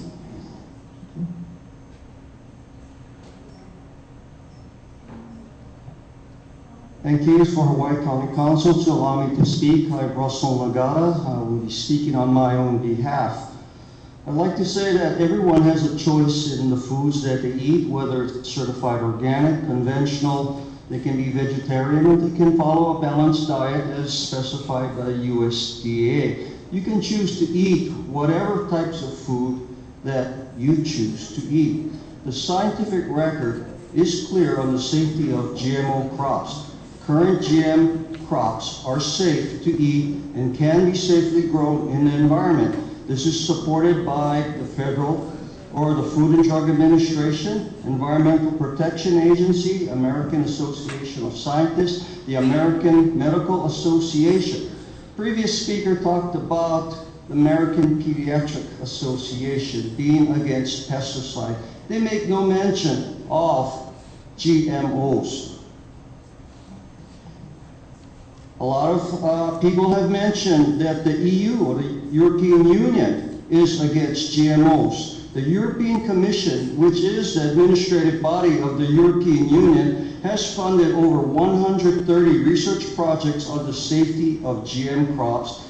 That was carried out by more than 500 independent scientists, and none of those studies found any special risk of GM crops.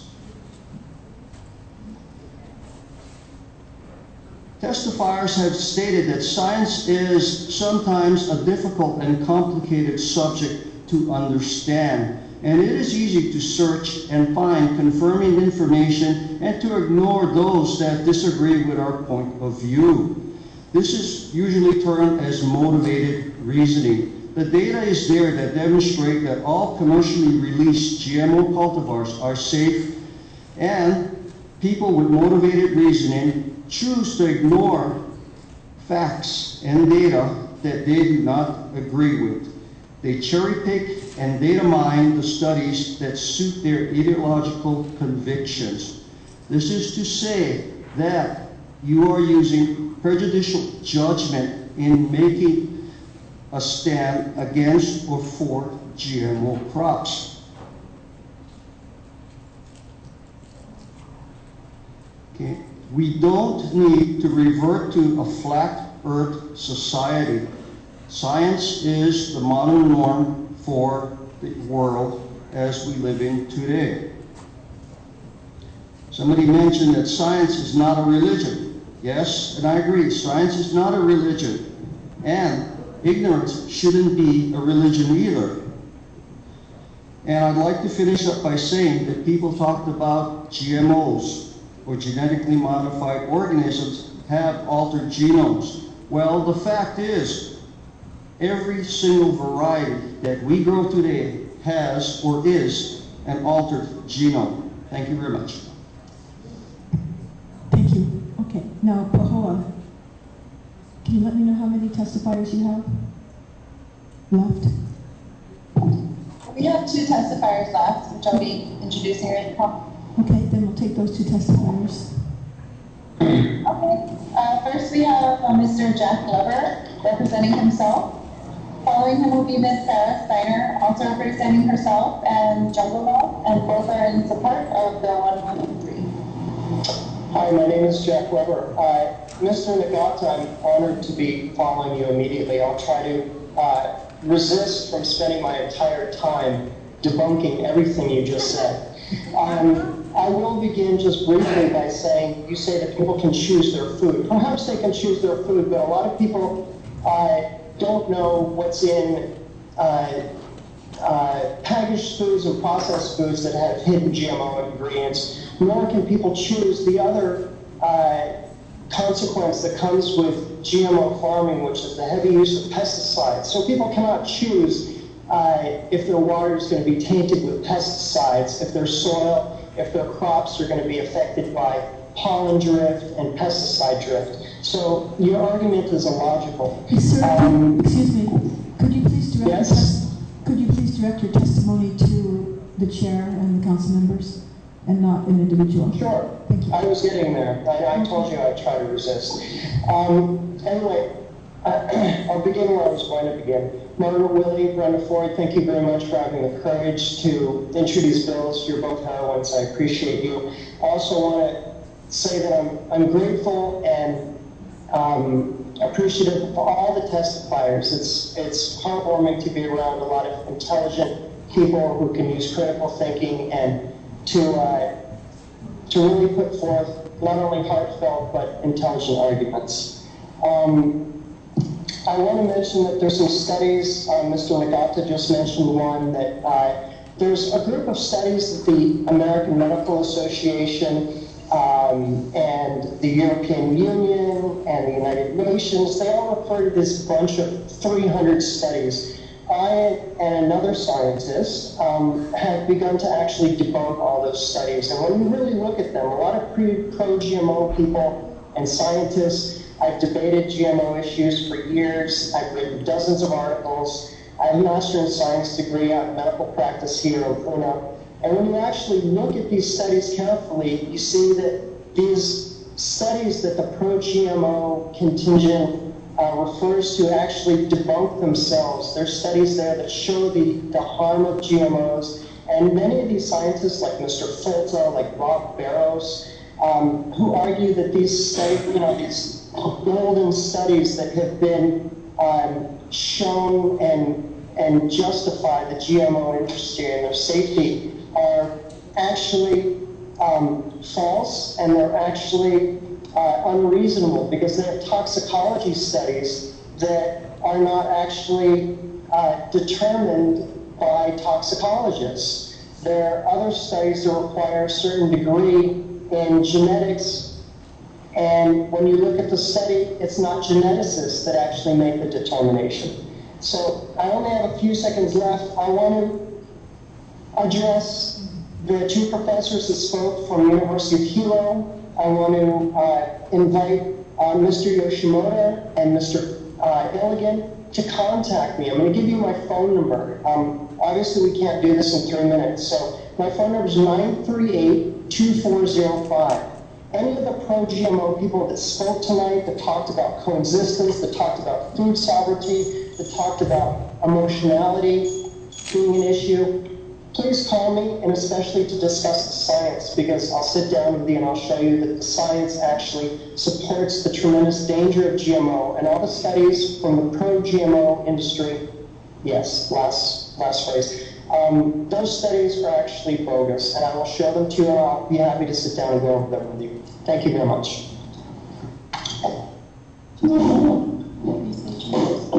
Sure. Hello, my name is Sarah Steiner, and I'm speaking on behalf of myself and the girls at Jungle Love, Becky Peterson, Miriam Orston, Jennifer Tanner, and Raquel Wirtz. And I just have a few things. I'm not really polished like a lot of people are, but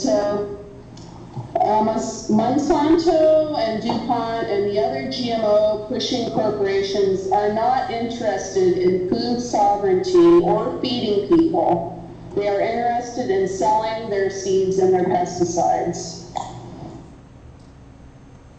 If the GMOs and GMO products and plants are so wonderful, why have more than 60 countries banned them and burned them or made labeling mandatory?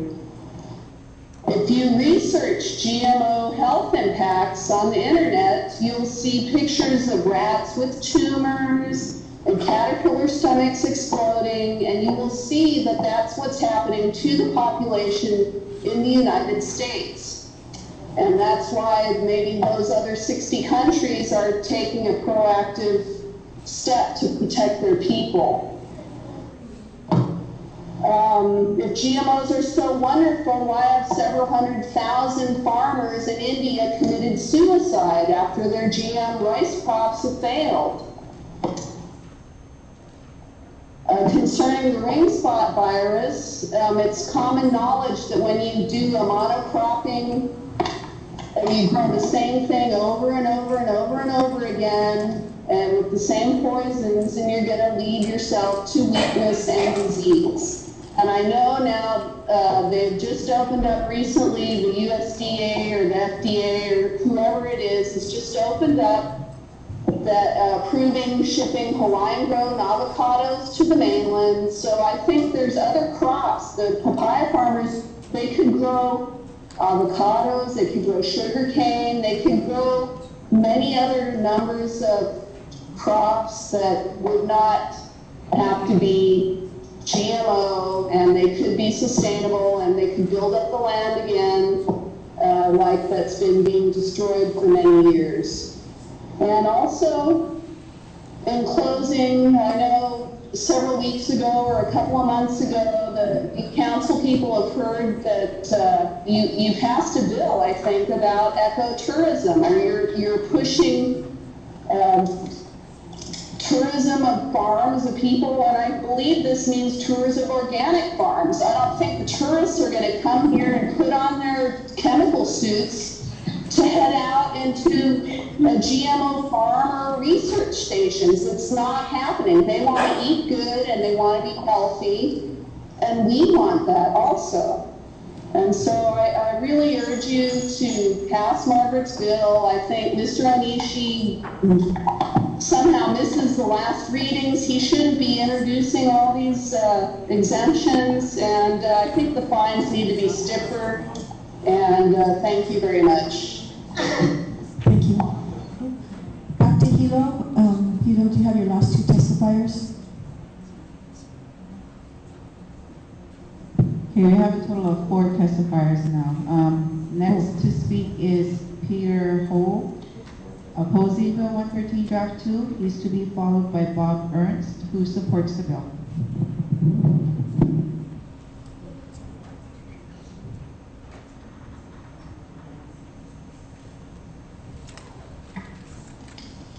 Good evening, council members.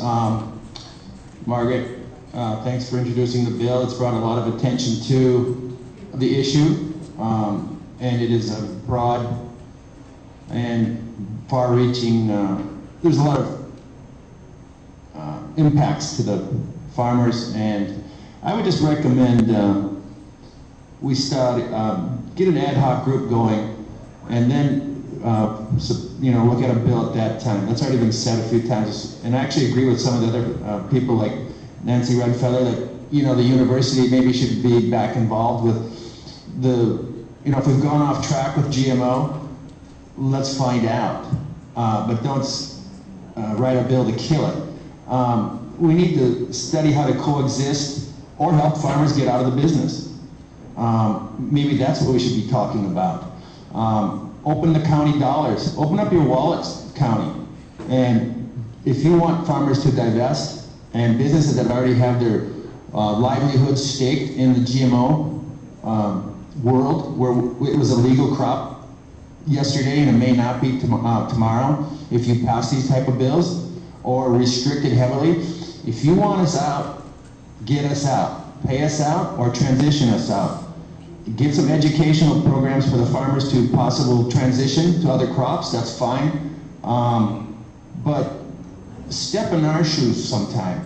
We have to then step into your shoes and see what you're up against. But get into our shoes, come out to the farms, come out to the ag industry associations, start meeting with us as a group, and let's find out where this thing could go better. And let's see if that's possible, rather than calling names and this study's better than that study. And let's start some critical thinking. And I think that's where people have to, the doctors and Nancy Redfeathers and Dr. Gonzalez should be on these task force to really study the nuts and bolts of this issue, and then get some suggestions, and then look at a bill. There's 4,000 square miles on the Big Island. I think about three square miles are in GMOs. So that's about 0.1%. And organic is 0.2% of that 0.1%. And I'm just wondering where, if 80% of the food in the Big Island, or all the islands, comes from the mainland, then what is everybody eating? And if you get rid of it just from our perspective, getting rid of the GMOs that we're growing, it doesn't really solve the issue. People are still eating the GMO. So you're really just punishing the farmers of the Big Island. It's Monsanto, pesticides, big ag. That's all we hear all day long. But I never hear too much about helping the ranchers, the small ag, the dairy farmers, and the papaya farmers. And this $100 registration just leads to $1,000 penalties and farmers in jail. Thanks for your time. Thank you very much. Hello, Hawaii County Council members. My name is Bob Ernst. I submitted written testimony to you titled, "You know you should vote for GMO prohibition on Hawaii Island.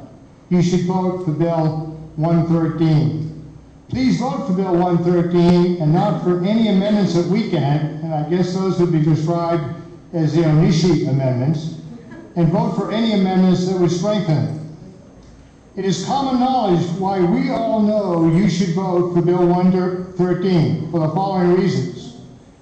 The main reason, the overwhelming majority of your constituents have asked you to prohibit GMO from Hawaii Island and vote for Bill 13. That should be reason enough. Number two, it is a popular thing to do to protect Hawaii Island from the well-known negative impacts of GMO. What has happened on the other islands from GMO impacts is well documented. Do we want what has happened on Kauai and Molokai to be duplicated on Hawaii Island? A vote against Bill 113 is a vote to bring those unwanted GMO practices to Hawaii Island. Number three, your constituents trusted you when you campaigned for election and committed to represent us, the people, the voters, and not the special interests. If you break your promise and let us down now, any future campaign rhetoric will be not credible. You will not deserve re-election. Number four, this may be, and you've heard this time and time again tonight, this may be the only time available to you to vote for Bill 113 to protect Hawaii Island from GMO. We have seen home rule on the GMO issues under attack. We heard about all the special payments to the legislators and the governor from the Monsanto-type companies. GMO prohibition in place now is better than being prohibited from home rule and action in the future. Number 5, a GMO prohibition now can be changed in the future to permit GMO if the negatives of GMO are addressed. However, as you've heard many times tonight, if GMOs should become established on Hawaii Island, as has on other islands in the prohibition desired, it would be a much more difficult endeavor. Look at what is happening on Kauai right now. Those are shocking statements. I would think you'd all agree with that. Again, the most important reason for you to vote for Bill 113 is that the overwhelming majority of your constituents ask you to please represent us as you promised in your election campaign. And I was very disappointed to see that 2 of you voted against Bill 113. I wrote both of you individually, and I do hope that you support Bill 113 today. Mahalo nui.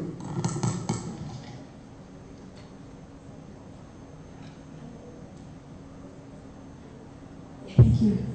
Hilo, you can introduce or have your next testifier. Our next testifier is Matt Burton. Okay, how's about Michael Madamba? Michael Madamba is opposing the bill.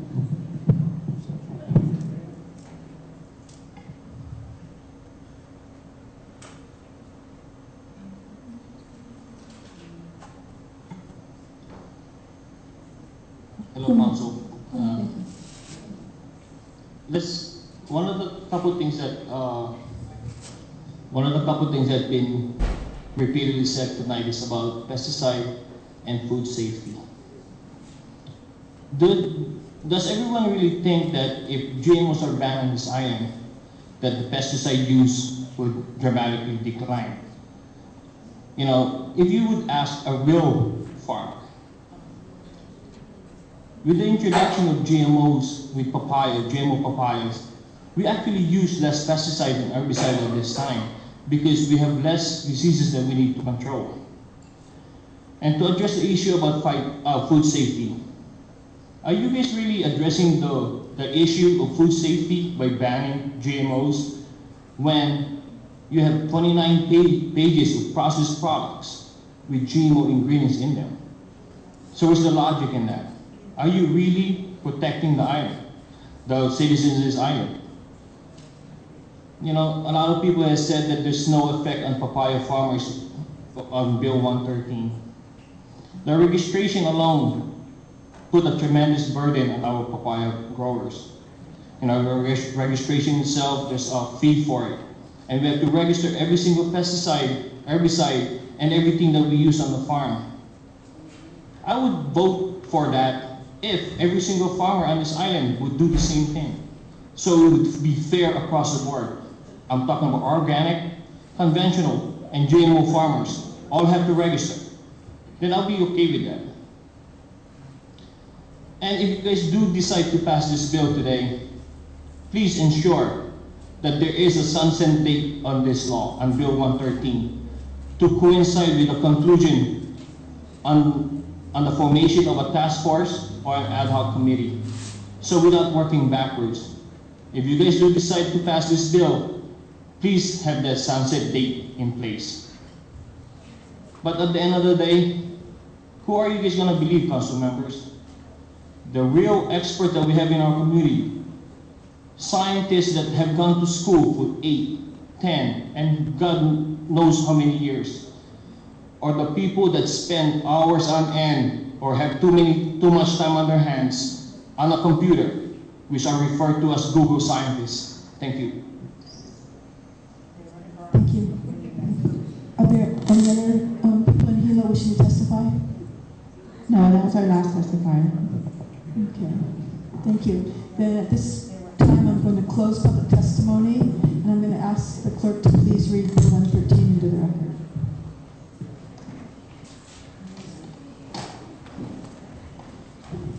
Bill 113, Draft 2, amends Chapter 14 of the Hawaii County Code 1983-2005 edition as amended by adding a new article relating to genetically engineered crops and plants. Prohibits open-air cultivation, propagation, development, or testing of genetically engineered crops and plants. exempts persons currently engaged in these practices in locations where such activities have customarily occurred, provided those locations are registered within 90 days of the effective date of this ordinance. Also exempts current and future genetically engineered papaya cultivation, propagation, and development, provided the locations of such activities are registered as provided in this ordinance. Requires all persons engaged in any form of cultivation, propagation, development, or indoor testing of genetically engineered crops or plants to register annually and to pay a registration fee for each location annually, beginning within 90 days of the effective date of this ordinance. Introduced by Ms. Willie, approved PSMPC-16. Can I have a motion to approve Bill 113, Draft 2? Motion to approve. So moved. I have a motion by Ms. Willie, second by Ms. Ford. Ms. Willie. Okay. I'd like to make a few comments, just general, and I want to say that Nancy Redfeather was correct, that this is going in a direction. It's not a pure bill in terms of making a decision that we are GMO free. And my primary goal on this is sort of as a companion with the, to maintain the status quo while we have the opportunity to discuss some of the issues that have been raised. And the real question is here, do we leave the door open while we have that discussion, or do we close the door?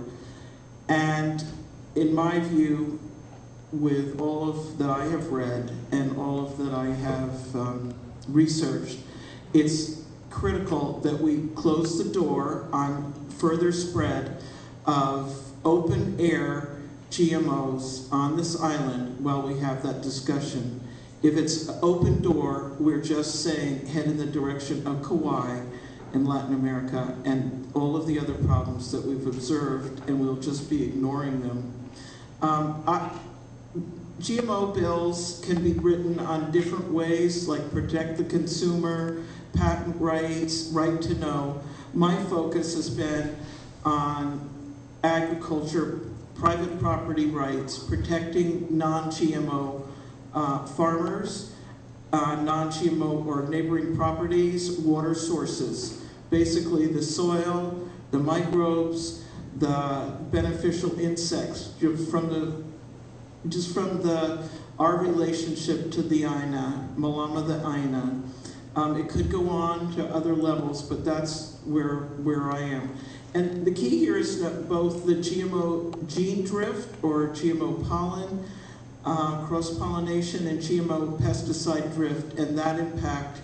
I think there's been a lot of talk about the right to farm and the right to choose, and well, if you do it where GMO cultivation, where it's open air, you are potentially harming those around you in terms of unwanted contamination of other person's properties. I think that organic papaya farmer that spoke this morning was probably the person whose interests I most closely represent here. And there is science on both sides, and there are things that are good about GMOs, but really the problem is the state of Hawaii looks and says we defer to the feds, and the feds defer to the industry. They don't do independent testing. They rely and oversee what the industry does. So it's not saying that there isn't something in the future and there isn't a place, but we don't want to be the guinea pigs. We are the first generation whose children are less healthy. It isn't the elderly, it's the young and the unborn that are getting hurt, and vulnerable populations. So this is, again, the precautionary principle, both in terms of policy and how proceeding is to, let's just be cautious and hold in place. I've had many people say, what about the corn and what about this? And I've tried to take the point of view of how do we just stop right here and have a chance to look at these issues. I would maybe like to put the corn on one side and put that, but I've really tried to hold to that sort of analytical construct it's holding to. I have, and I do want to replace this bill 393.62, and I'm going to ask to, with 393.68, in which I've tried to make a few amendments that sort of go towards issues of, I guess I would say, trust and clarification and addressing some concerns of other council members. And that's, there's not a lot in it. I can very quickly state what they are. So that's, I'd like to move to replace my 393.62 with 393.68. Do I have a, can I get someone to second that? Ms. Willie, has 393.62 even been introduced? Well, can I? Or did you just submit it as a communication? I guess I'm not hearing what you're saying. So, okay, you want to replace 393.62? Well, I guess I should be replace. I'm not saying I'm replacing it. You don't. 393.68 with. Excuse me. If communication 393.62 hasn't been introduced on the floor, then you don't need to do anything except for amend your bill with 393.68. Okay, then that's what I need to do. Because you don't even need to deal with .62. You're correct. So I'd like to amend the bill. I'm not going to say the number in case I get it wrong. With yes, okay. I think you want to make a motion to amend Bill 113 with the but she just, communication. 1 second, Margaret, hang on.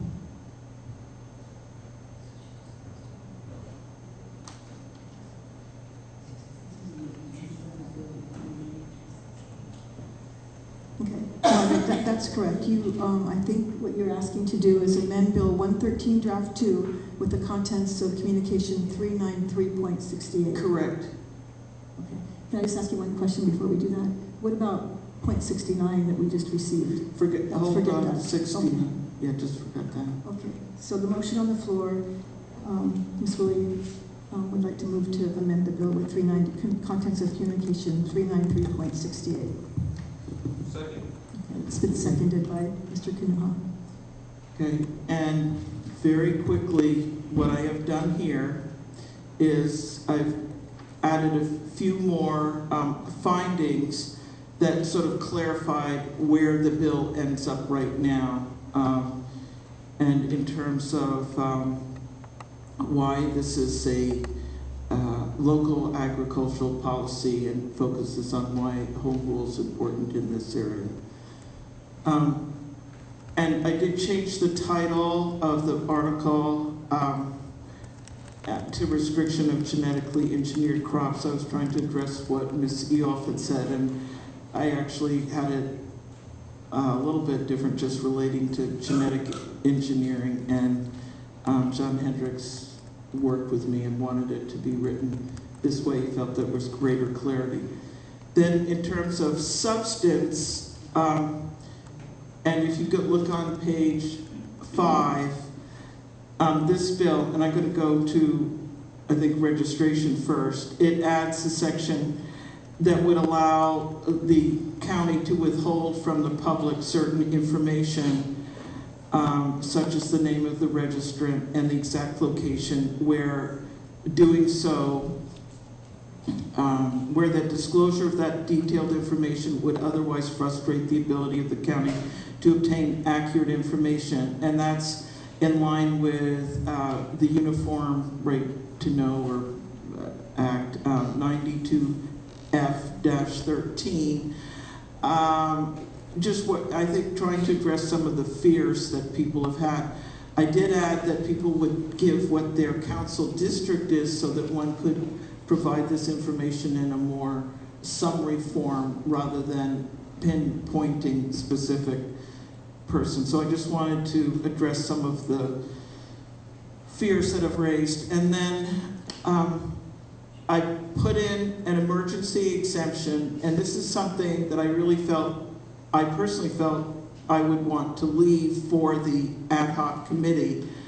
But I felt there was concerns that may have either been Councilmember Onishi or Councilmember Kern. But anyway, just in terms of trust, that there was something there that would enable, if all of a sudden, like Richard Haas said, if there's a great banana blight and the ad hoc committee's not done, and is there some process to come in that to sort of set up again sort of a sort of emergency situation. And what, in listening to the testimony and reading it and reading the thing to sort of look is where there's no other available remedy and you're taking all measures to ensure that your available measures to protect others.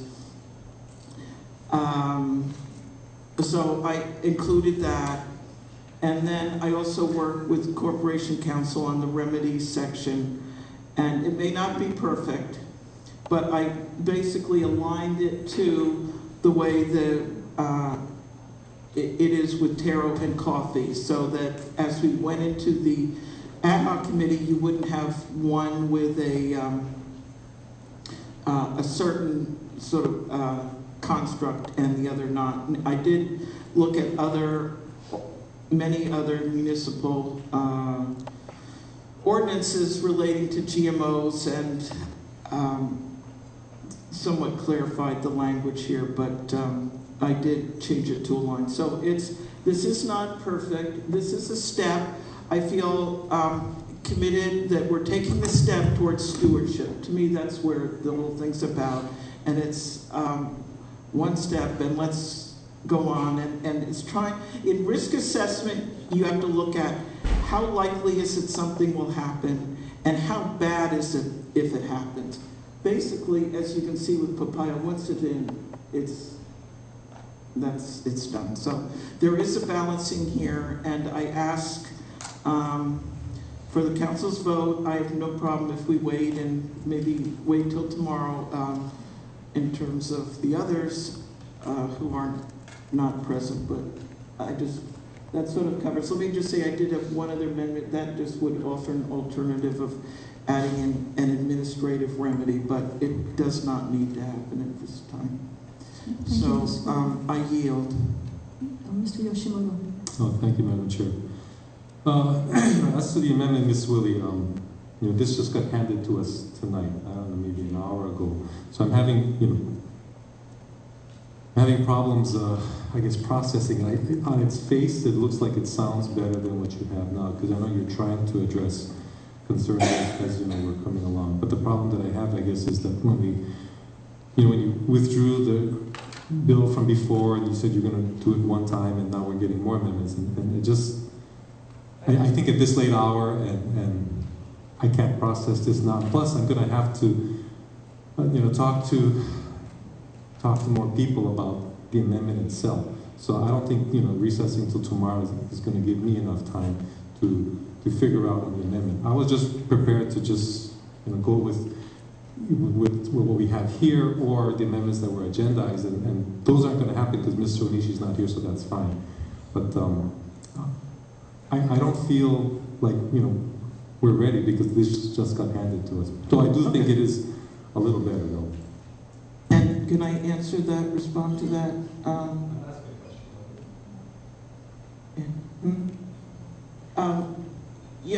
I mean, I'm open with staying with it as it is, and basically it's whether we address these kind of things at this point or we do it at the ad hoc committee level.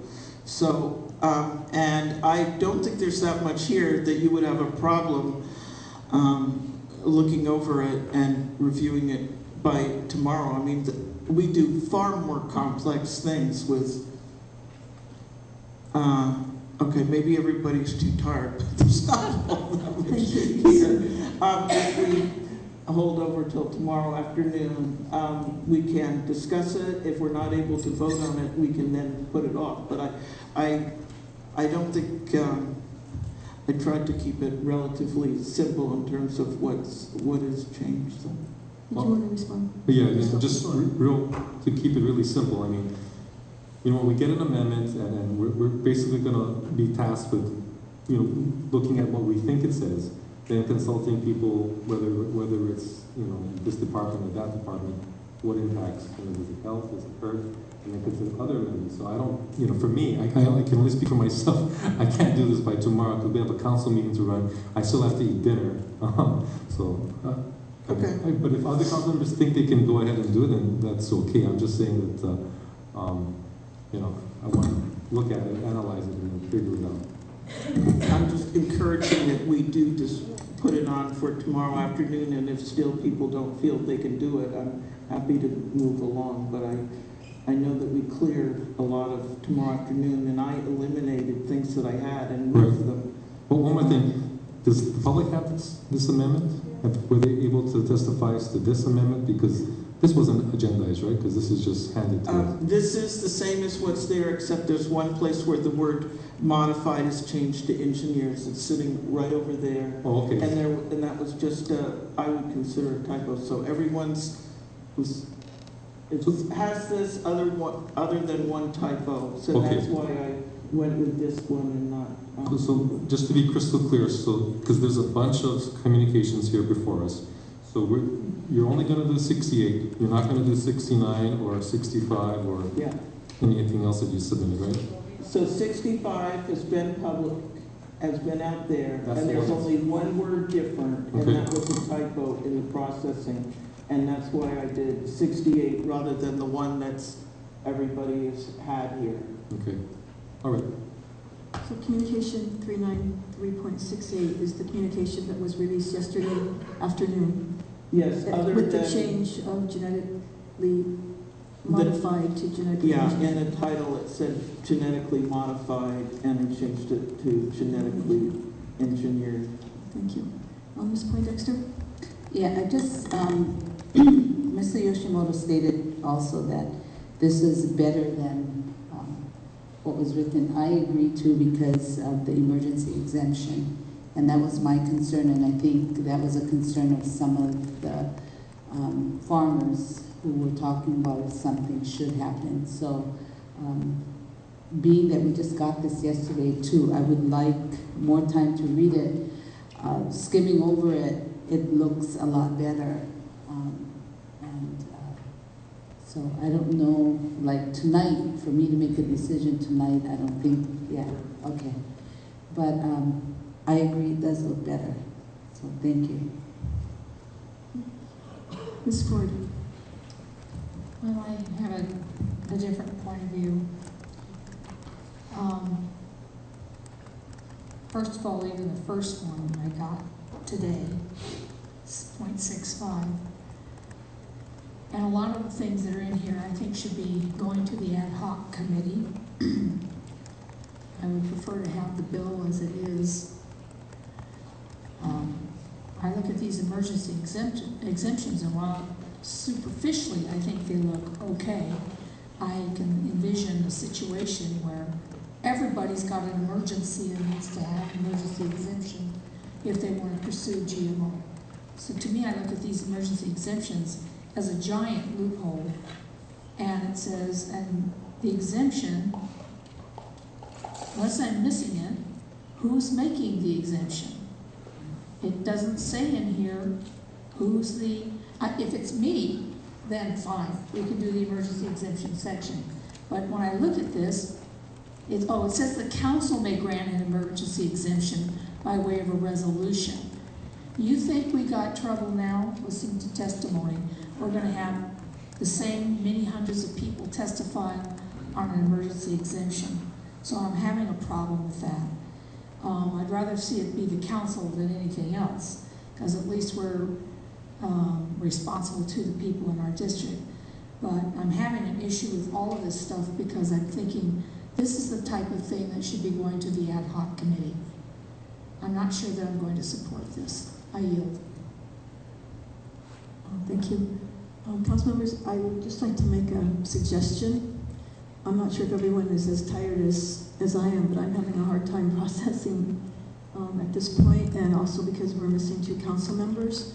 I would like to ask, and it's also 10:35, if we would be better off postponing any action tonight and recess this meeting until tomorrow, say approximately 1 o'clock after we finish the council business, and then see how far we can get on a fresher state of mind. Madam Chair, Mr. Yoshino. I think that's a good idea. Okay, Madam Chair. Ms. Ford? I'm still having an issue. There are 2 members of this council who left hours ago, didn't hear a lot of the testimony, haven't heard any of this discussion. And it's unfortunately something that has gone on repeatedly. And this isn't the first time. And I don't have any confidence that with the agenda that was published for the council meeting tomorrow, that those individuals would stay for the discussion of this tomorrow. So Mr. Yoshimoto is signaling me that he may have some information on that, so I'm going to yield to him.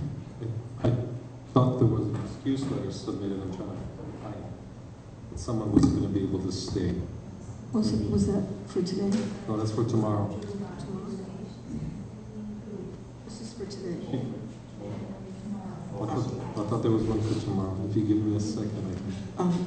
I'd like to suggest 2 o'clock, like give us a little bigger break at lunchtime. I think we will get through before noon, but why don't we have a little more time? Yeah, well, I did ask, excuse me, I did ask Mr. Ishida if we had to stick to the exact time that we recessed to, and he said that if it was in the vicinity of that time, we would be okay. So if we're not quite back from lunch, or if we're not quite finished with the agenda, we would be all right to start to go back into session for the special meeting sometime tomorrow afternoon after the end of the council agenda. So 1 o'clock is better because I think, now we won't waste time. If you do end early, we can just get on. I move that we recess till tomorrow at 1. Thank you very much, and thank you everybody for being here so long, and we're going to go into recess now until tomorrow, Wednesday, October 16th at 1 o'clock. Thank you. Meeting is recessed.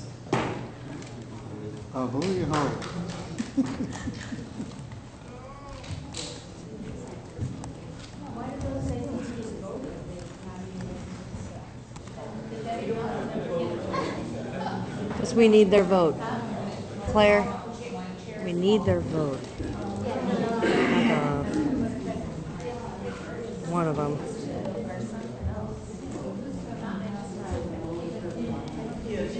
So, if you were to vote right now for these council members, what would the vote look like?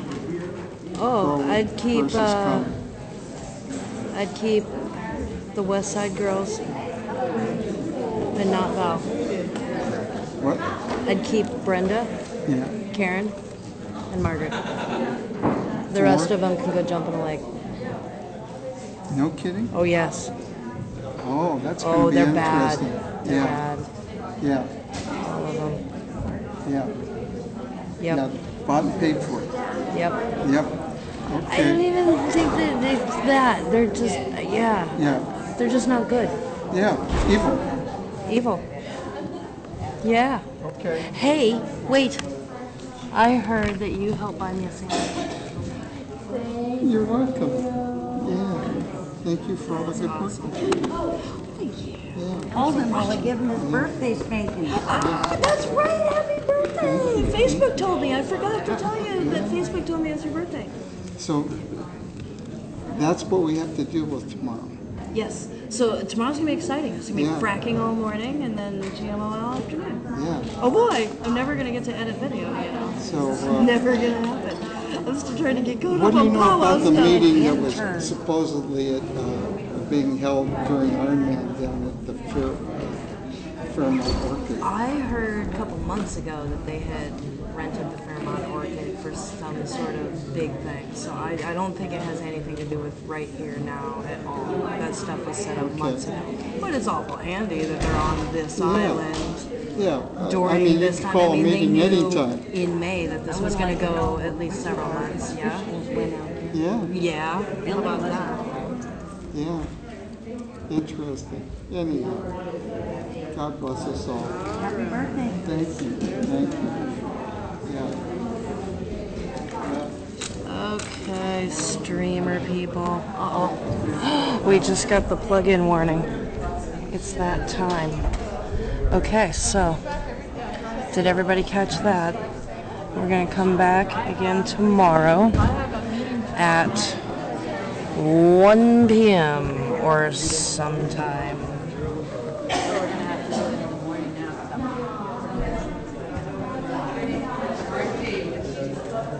Okay, we're playing. Okay. Oh, thank you for the Kawaii link. Okay, so Rise. I don't know if you're still doing global or what this evening, but that live feed, it's a safe viewer. That's the Kawaii, like, official government viewer, so it's safe. I know it looks weird, but that's it. Pow for now. Aloha, y'all. Thanks for watching. Let's see. What else do we need to know? We'll be back here. Save this channel. We'll be back again tomorrow it starts at 9:45 officially. Well, actually it starts at 9, but I usually skip all the boring awards and announcements and saving people for the sharks and stuff. But tomorrow at 9:45, which is 12:45 West Coast time, and I can't think it's too late, but you can do the math and figure it out, and we'll be live again tomorrow. Tomorrow is the final reading on the fracking ban bill, so we are going to ban fracking here on Hawaii Island tomorrow, for sure, pretty much, for sure. So that'll be fun. And then at 1 or 2 o'clock or sometime after lunch, they will gather up and do this GMO bit again. So that's what I know about that. Thanks for watching. I'm going to put my Twitter in here too for you tweeters out there. Please follow us on the Twitter. Retweet us when we go live. Watch our videos on the Occupy Hawaii YouTube channel. It's going to be a couple days. I'll just tell you right now.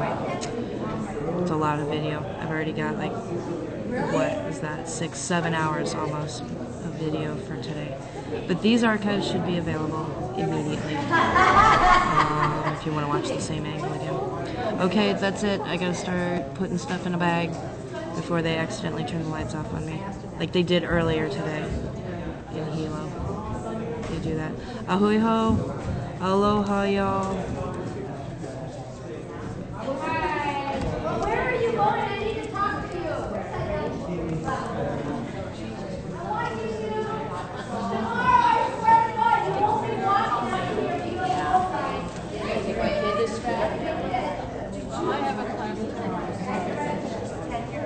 I'll go to my room.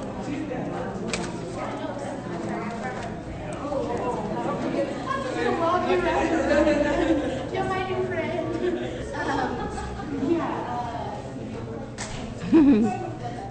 Good day. Good day to you, sir. Good day, Article 5. Good day, Rise. Oh, yeah.